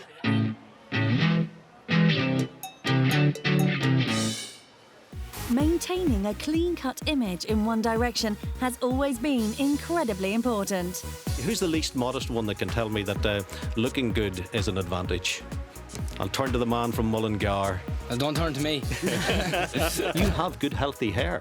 Thank you, so do you. Oh, jeepers, if only mine was the same colour and the same thickness as yours. Their looks and their appearance is very important to them. That's one of the things you really notice about how much they've matured over the years, is how they look different. I think image is important within a band because, you know, that's one of the elements that people look at in a band. For example, the way that we dress, but we actually have a lot of say in that anyway. Like, we talk to our stylist and we get an agreement of what we want to wear and stuff. So we have a big input with our image. With us, we were very lucky. Simon wanted it to be a lot, you know, like he wanted it to be from us, and he wanted it to feel natural, and he wanted it to just feel young. And I think, you know, we're the best representation of that. We're 17, 18, so we know how people our age dress and how they speak and, you know, what they like to say. So I think that was a major factor in the band. Simon Cowell has neatly packaged exactly what the teen market wanted and was looking for. Well, he makes the last decision on everything. He's still the top boss for us. Yeah. He's still the man to impress. They've never been 5 buff boys. It's not their 6-packs that girls love them for. But over the last 4 or 5 months, starting with Harry, they've all started getting into their physical appearance and wanting to look good aesthetically. They are being put through real rigorous workout routines. I think Harry's training twice a day. I heard that he was having to kind of bath in ice to kind of repair his muscles so that he could get back to training again. All 5 of them, even Niall, who hates exercise really, and Zayn, who hates exercise even more, are going to the gym, are doing weights, are drinking protein shakes. I actually went to the gym once and Niall's trainer was there. He's like, have you seen Niall lately? I haven't seen him. I was like, yeah. I got myself a trainer, went to 2 sessions and left. On the subject of image, the boys recently had their likenesses crafted by Madame Tussauds, the world-famous waxworks museum. And once again, the fans were there to see their idols, even if they weren't really present in the flesh. really good. It was so good. Yeah, they look really realistic. They have like the tattoos and everything. Scary. Well, it's not scary, it's really nice. Yeah, and their hair. It feels really real. Always image conscious, the 1D boys may not be quite as edgy as the Wanted, but they do share one thing in common: their love of tattoos. Something that I've really noticed in the change in the One Direction boys is how many tattoos they have got.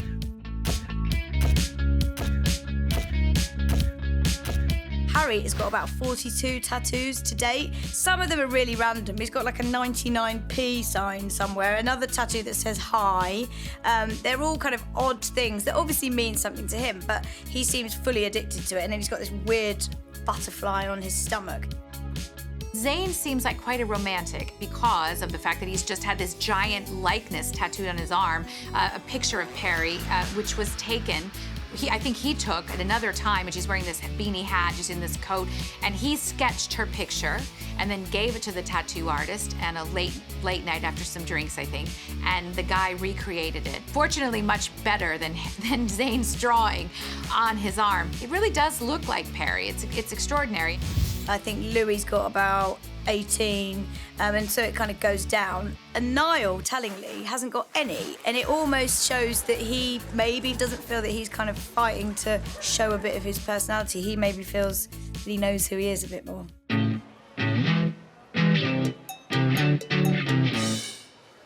The boys' massively demanding schedule has been criticised by the press, with some arguing that they face a real chance of burnout with all the pressures placed upon them, particularly when touring. Harry was even seen throwing up backstage at one gig in America. Some blamed it on a grueling schedule, others on a hard drinking night the previous evening. But Harry himself claimed that it was simply that he had eaten too much.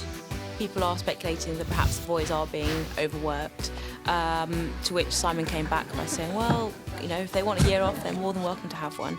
I don't believe for a second that he means a word of it. One Direction is at the top of their game at the moment, and it would be silly to stay home and relax when there's all of this money to be made to kind of capitalize on the massive fame. They have got a very, very extreme schedule. I don't think they have hardly any time off. They seem to be working all the time. They still manage to have a smile on their face most of the time. But it's like a pressure cooker, and one of them is going to blow at some point. And it's almost like the world is just waiting to see which one of them is going to snap first. They work harder than any boys their age. They just work ridiculously hard. When they're not touring, they're doing promotion, they're doing interviews, they're doing photo shoots. What part of your life is still normal? Us. Not this part, definitely not this part. It's very, very difficult to get access now to One Direction because their time has to be so controlled, because otherwise the reality is they could just be working 24/7. Rehearsals, lots of rehearsals. A lot of interviews. We've had a lot of interviews today. And more rehearsals. Been busy. Even if they're not doing a face-to-face interview, they're often one of them's told to do a phone chat with someone like me, and they're always on call, really. It's just grueling. There's no question that Justin Bieber paved the way for One Direction. Justin Bieber was at the forefront of this renaissance, of this young, clean-cut, boy-next-door phenomenon. And then, of course, you see One Direction coming in, and you've got all of a sudden 5 Justin Biebers. So what's better than one Justin Bieber? 5 of them. But tellingly, when you look at what's happened to Justin Bieber, particularly over the last year, you are left wondering what is going to happen to One Direction. The pressure has obviously got too much for him. He's grown up. He, like One Direction, have grown up in the public eye. And he started to rebel and just said, I want to do what I want to do and I don't want to be criticised for it. He starts walking around with no top on, with a gas mask on his face. He's abusing photographers who he's been used to following him around for several years. And you do look at the boys in One Direction and think, which one of you is going to snap first? He has ambivalent feelings about his celebrity, and you compare that to the kind of fun, freewheeling, loving life, joie de vivre that you get from these other boys, and it's a very different vibe. But it is probably a little bit of a warning to One Direction that they don't follow suit, that they don't start behaving like a diva and forgetting where they've come from.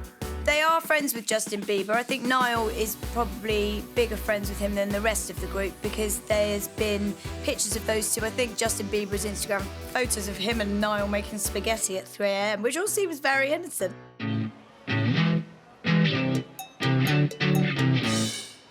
One Direction has often been compared to Take That, who famously split up over the pressures of their demanding schedule and clashing egos. Liam has said Take That is his favourite band, and Louis loves Robbie. So imagine being that boy who then gets to work with Robbie Williams on The X Factor, who was a mentor, and he said that meeting Robbie was incredible. He's such a cheeky chap. And actually you can see where he tries to take notes of Robbie because he's very natural too. And you just think, wow, that must be amazing to meet your idols, not just handshake and have a beer, but you're working with them, singing with them. You know, his dreams all came true. Robbie Williams has a really great connection with One Direction. He's a big X Factor fan, actually, so he watches it every week and obviously saw the guys develop. Then when Gary Barlow, his Take That bandmate, became a judge on the X Factor, he became sort of even more closely involved. He knows the guys, and he's even joked that sometimes he feels like a sixth member of the band. So he's obviously someone who they can all look up to. He's almost an unofficial mentor, if you like. You know, he's lived through it all, he's been through it all, and he's come out the other side, and it's great for telling them have fun, but just don't go off the rails because it's not worth it. What makes this group so unique to me is that unlike the Beatles, where you had the kind of rivalry between John and Paul, or unlike Take That, where you had the tension between Gary and Robbie, there isn't that conflict in this group. You've got a bunch of guys who clearly get along with each other, like each other, goof around with each other, and there's no main rivalry or disunity or disjointedness. It's an affectionate relationship, and that comes across.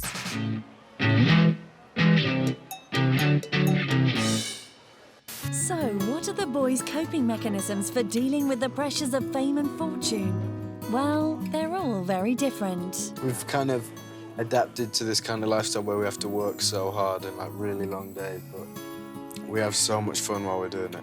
I don't think there's anything like in particular that we do as a ritual or anything. I think we just kind of keep each other grounded. We have a really good team around us, and you know, our families are really supportive and really good at keeping us grounded. So I think, you know, it's important that we have each other for that. Harry is the one who's most comfortable in his own skin. He goes out on his own.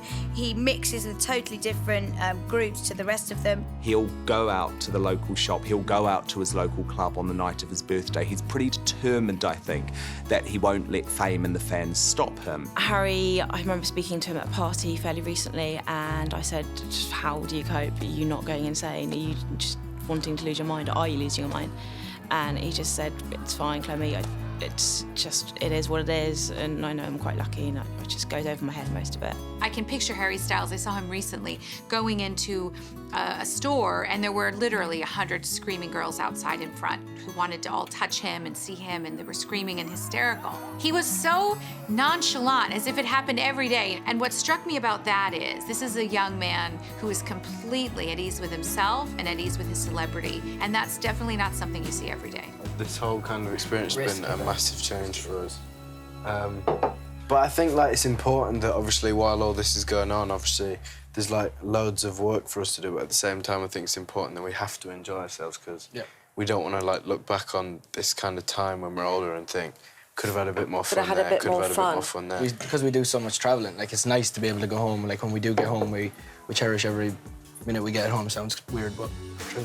Niall goes out and he obviously likes a party, and he does kind of hang out on their days off with Harry, and he's not afraid to kind of just go out and be seen to be enjoying himself. I think my shirt might be a bit small for me. Of all the boys, I actually think that Liam is probably coping with this the best. He's the most disciplined in the group. Now, bear in mind that Liam grew up and he had some problems with his kidneys. At one point, he had something like 32 injections a day just to get through the day. He was bullied at school. He took up boxing. At the age of 12, he was fighting the 38-year-old boxing instructor, ending up with broken noses. He is a tough guy. Whereas Zayn Malik, by contrast, who's actually, you know, quite a sensitive soul, I think perhaps finds a lot of that pressure too difficult, and he would prefer to be around people who he trusted fans got to appreciate Zayn's sensitivity when he took the lead vocals in One Direction's ballad, Little Things. Hand fits in mine like it's made just for me. Likes the ladies, sometimes is controversial, and he looks incredibly hot.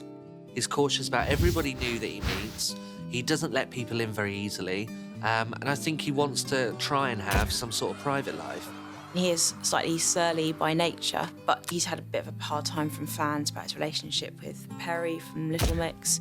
Zayn feels very strongly about her and he wants her very close to him, even when the miles are, you know, great between them. They seem to have quite a lot of couple time when he's not away with the group. But he's a family boy as well, so he spends a lot of his spare time up north with his mum, and you hardly ever see him go out. I tend to think quite philosophically, so I just try to get that out. Zayn actually has a motto for every single day. Makes up a new motto for every single day. I think that's amazing.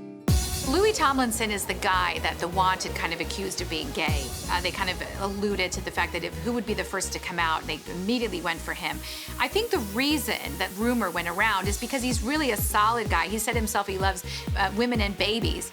Out of the whole band, Louis is the only one who's managed to maintain a very serious relationship with his girlfriend, student Eleanor Calder. And they are together every moment of every day, whenever he gets any spare time at all. So part of, I guess, is his coping mechanism when he's in the band and when they just, you know, the pressure gets too much, is just to go off with her. Eleanor is actually stunningly beautiful in the flesh. I saw her at the Bee Festival.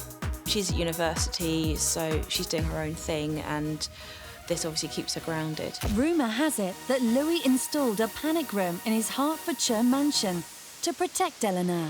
He also bought her a stunning cake for her most recent birthday. He's a really, really nice guy. He's obviously really settled down with Eleanor Calder. We see all the time that Louis' mum is tweeting that she's really happy that he's not putting it about, so to speak, with all of the fans. The other great love of Louis' life is football. Once again proving their acting skills, One Direction recently paid a visit to Newcastle United. A fun publicity stunt saw the boys pretending to vie for so-called team selection with manager Alan Pardew. Yeah, I'm a big fan of the kit. I like black and white together. I think they go well. Very slimming. It's slimming. You know, vertical stripe and all that. Louis also recently fulfilled a childhood dream by signing to his beloved Doncaster Rovers as a non-contract player, all in aid of a local charity. We don't really get a chance to come out and play, especially 11-a-side much, so it was good fun.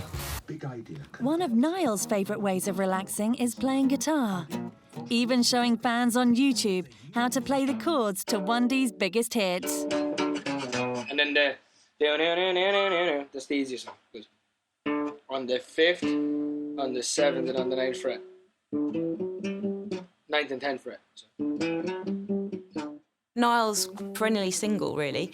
He's been linked to a string of beautiful women, arguably punching above his weight, but he's never had really a long-term girlfriend since he's come to fame.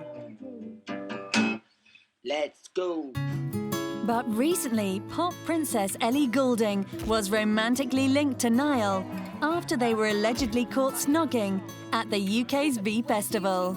Niall is definitely not the innocent boy that everybody thinks he is. I absolutely love it when you see him because he'll be mucking about, he'll be joking. He is the life and soul of One Direction. I play guitar on the song as well, actually. Niall never stops. Yeah, to be fair, we need to push that more because you haven't even mentioned it in interview. I keep forgetting. I play guitar on most of about 5 or 6 songs in the album. Yeah, actually, which I think is wicked. Which is pretty cool. I'm very happy with it.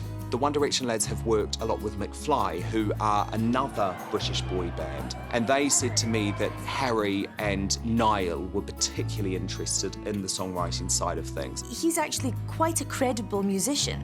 When he was very young, he was given a guitar and says it's the best thing he was ever given. Who knows if it's something that he used to escape with when his parents split up when he was 5 years old. But he said he was always that boy who wanted to pick up an instrument. Liam admits that one of his favourite ways to unwind is by sleeping. And he's not a happy bunny when he doesn't get enough of it, as he recently proved on Twitter.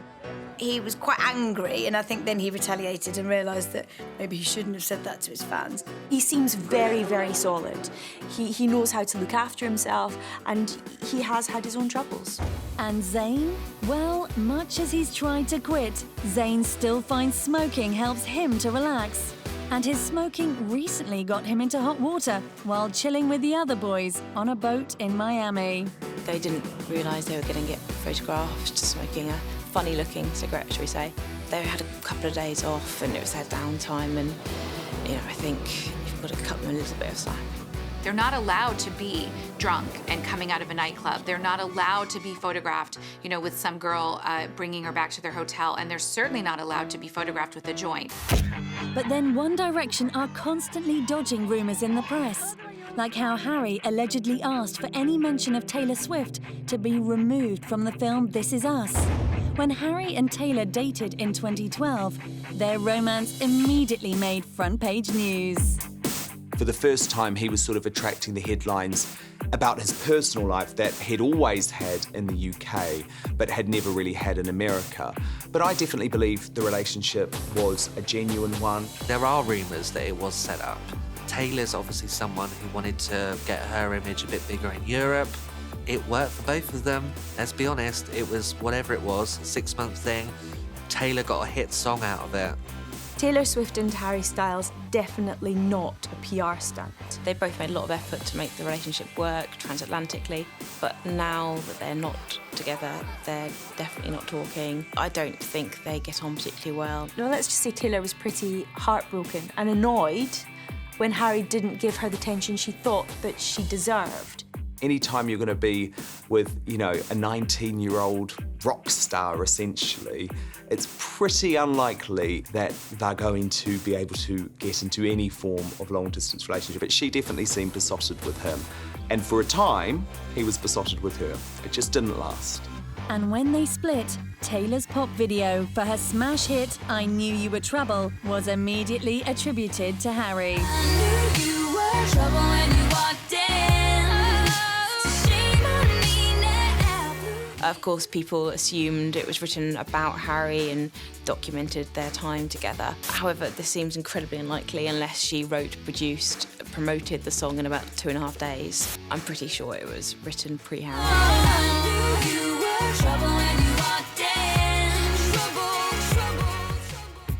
Harry, however, appears to take all the press conjecture and speculation in his stride.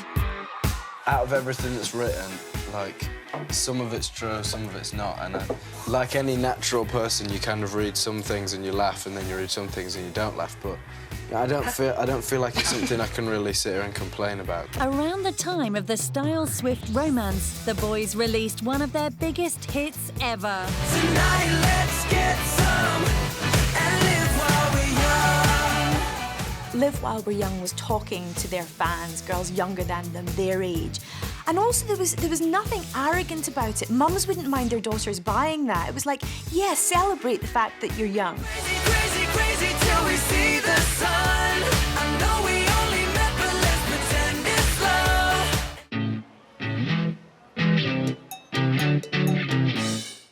One Direction's new 3D movie, This Is Us, directed by fearless documentary maker Morgan Spurlock, has had huge success. The band that lost on the X Factor, selling out their entire tour in hours. Harry had promised that fans wouldn't be disappointed. We just want to show what we're about, and with like social media and stuff, there's only so much you can get across in terms of your personality, and social media and like 10-minute interviews that you do with people. So I think for a way for us to get across what we're like and what we're like with each other, for the fans to see. And I think that's the kind of stuff that they want to see, is like the behind-the-scenes stuff. And, we just wanted to make a lot of that. We were lucky that when we started the movie, we already had a background of with cameras, because we've been on the X Factor and the cameras were with us for every second of the day. So we didn't really feel like it was really intrusive. So we just kind of let them do what they want with the cameras, and we would get involved as much as we could. I know that there have been hours and hours of footage that's been filmed, and some quite raw emotion in there. They don't shy away from showing anything. They're a bit tight. There's a lot of topless antics, which is obviously going to appeal to the fans and me. I am a fan. I don't think Harry going around naked on my Segway was in the movie. I don't think it's going to be. I don't know, I think it was filmed. It was filmed. There's a tape out there somewhere. No, it wasn't. They felt that for the first time their fans would actually get much more of an insight into what they were like as people. The fans know us, but I think it's nice for them to see the bits that they don't know about us and like what we're like as people and what it's like backstage and stuff like that. Morgan Spurlock is the director of this film, and he's famous for making that movie Super Size Me, where he ate McDonald's every single day.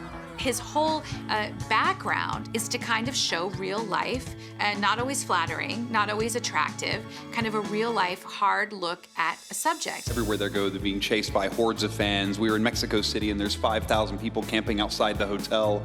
I mean, this is such a massive global phenomenon and it's only growing. I mean, it was incredible to witness and see. This is now something that's done, really. If you are a big, successful international pop star, look at Justin Bieber. He had a lot of success with his 3D movie. We saw some footage of Harry working in his old bakery where he worked as a youngster, getting £3.65 an hour. Barbara! Harry! You really see how much their home life means to them. Zayn is on the phone to his mum a lot. You see him get quite emotional and crying, but you also see how they genuinely get on with each other and how they kind of, their banter doesn't seem to have died, so they really do have a laugh. We're shooting a movie like it's actually just been in the toilet with us, no lie, and it's going to be very access all areas. That's when you can see us in the toilet. It's very interesting too that Simon Cowell gets a credit as an executive producer on the film too, showing that he's still very much involved. On the night of the film's premiere, One Direction were all in top form, as was Simon Cowell. They're just special, these boys. We didn't know what was going to happen. And there was some incredible news from Zayn and Perry. They had become engaged. The night before, One Directioners had camped in their thousands around London's Leicester Square, desperate to catch a glimpse of their teen idols. And the boys didn't disappoint. This is crazy, and I mean, to think this many people have turned up for us, and it's our own premiere, it's just so mad. I can't believe we're at this stage, it's crazy. There are thousands and thousands of your fans packed out here. Some of them have been here for 48 hours, some of them even longer. That's the thing, our fans are just so dedicated 100% of the time, and you know, to see them all here tonight and to be doing this is just so crazy. And it's all down to them, they owe it to themselves. Yeah. It's just madness, like what they've done for us in 3 years, and it just keeps getting stronger for them, and like it's what we've done is just a massive team effort between ourselves and them. Ridiculous, to be honest. I mean, we're very, very excited, and we can't believe just any of this. I mean, we never. The thing is, the fans, they always surprise us, go above and beyond, and take it to another level. And you know, we're very lucky that still happens for us 3 years on. So, you know, it's very exciting. Do you ever get used to it, Zayn, having all of these fans following you around all the time?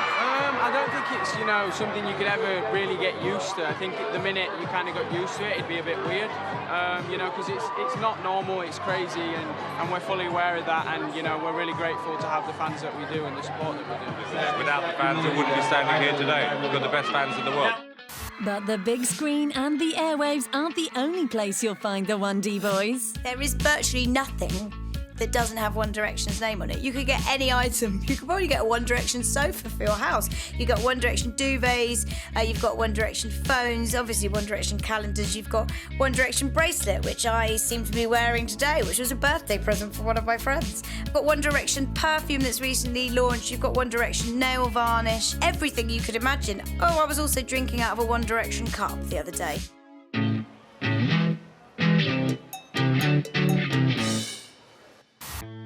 And where are the 1D boys likely to be in 10 years' time? I think right now the future is still pretty huge for One Direction. I think absolutely their fans want to see them release as much music as possible. Their fans, for the moment, are very much sticking with them. It is their plan to still be in the limelight in 5 years. They don't want to retire when they're 25 with £36 million in the bank.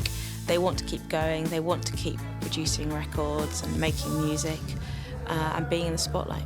They're a band right now, they've got a tour that's going to be huge, they've got the movie, there's definitely going to be another album after that. The future's looking great if they want it, but this is 5 separate personalities they've got to put in the groundwork for 5 years. The question is, how long can they keep doing it for? Because I think the longer they can keep doing it for, the longer their success can go on. But at some point, at least one of them might say, enough, I just need to go back to a normal life, at least for a little while. In a few years' time, I can't see One Direction still maintaining the kind of level of hard work and intensity that they're at right now. They're going to have a break, and during that break, I wouldn't be surprised if Harry starts going his separate way. You know, anytime you have a young guy that's a singer that's 19, 20 years old, you have to ask the question, how will they grow up in front of their fans? How will they start to sing about more mature things? Up until this point, it's been about kissing and about more innocent kind of things. The answer is, you know, only time will tell. There has been so much talk that perhaps Harry Styles could be the new Robbie Williams, sort of the member of the band who has what it takes to go solo and cut it on his own. There have been a lot of rumours lately, actually, that Gary Barlow from Take That has been meeting up with Harry to discuss his songwriting and potentially again going to write with Harry. Now, I'm sure that will spark even more rumours that Harry might be considering some sort of solo project. But, you know, the band's management right now are very, very keen to keep Harry absolutely within the fold. So I would say the likelihood would be if Harry and Gary do write a song together, it will probably be a song that ends up on a One Direction album. But what is it about One Direction that makes them so popular? Why are they so successful? They are utterly and completely themselves. And they're able to kind of be as goofy and silly as they want to be. And they clearly all have a great sense of humor and aren't afraid to laugh at themselves. And that quality really, really endears them to their fans. One Direction they tick every single box there is to be ticked. They can sing, they're all fanciable, they appeal to every single age. There is nobody they don't appeal to. Get out, get out of my head. What's his name? They are loving what they do. They're not faking it. They're not pretending there's a chemistry. They're not pretending to be best mates. They are 5 best mates. Not since the New Kids on the Block days, when it was a global phenomenon, have we seen a band do this. And for them to be British, to be flying that flag all around the world, is truly extraordinary. They've kind of got that kitsch cool about them as well. So you could see them performing on stage at Glastonbury alongside the Rolling Stones and they wouldn't seem out of place. The key to keeping One Direction going in the future is their friendship, really, and that's something that in the end only they can control. You know, Simon Cowell has had a long and illustrious career. And I would say that when all is said and done, his biggest success story is going to be One Direction because he has taken them all the way to the top. It may end up being, I think, his greatest legacy. They're just special, these boys, you know? There was no plan, no strategy. We didn't know what was going to happen. All we said was we made the best possible records we could make. They were a big part of it, and then it just went boom.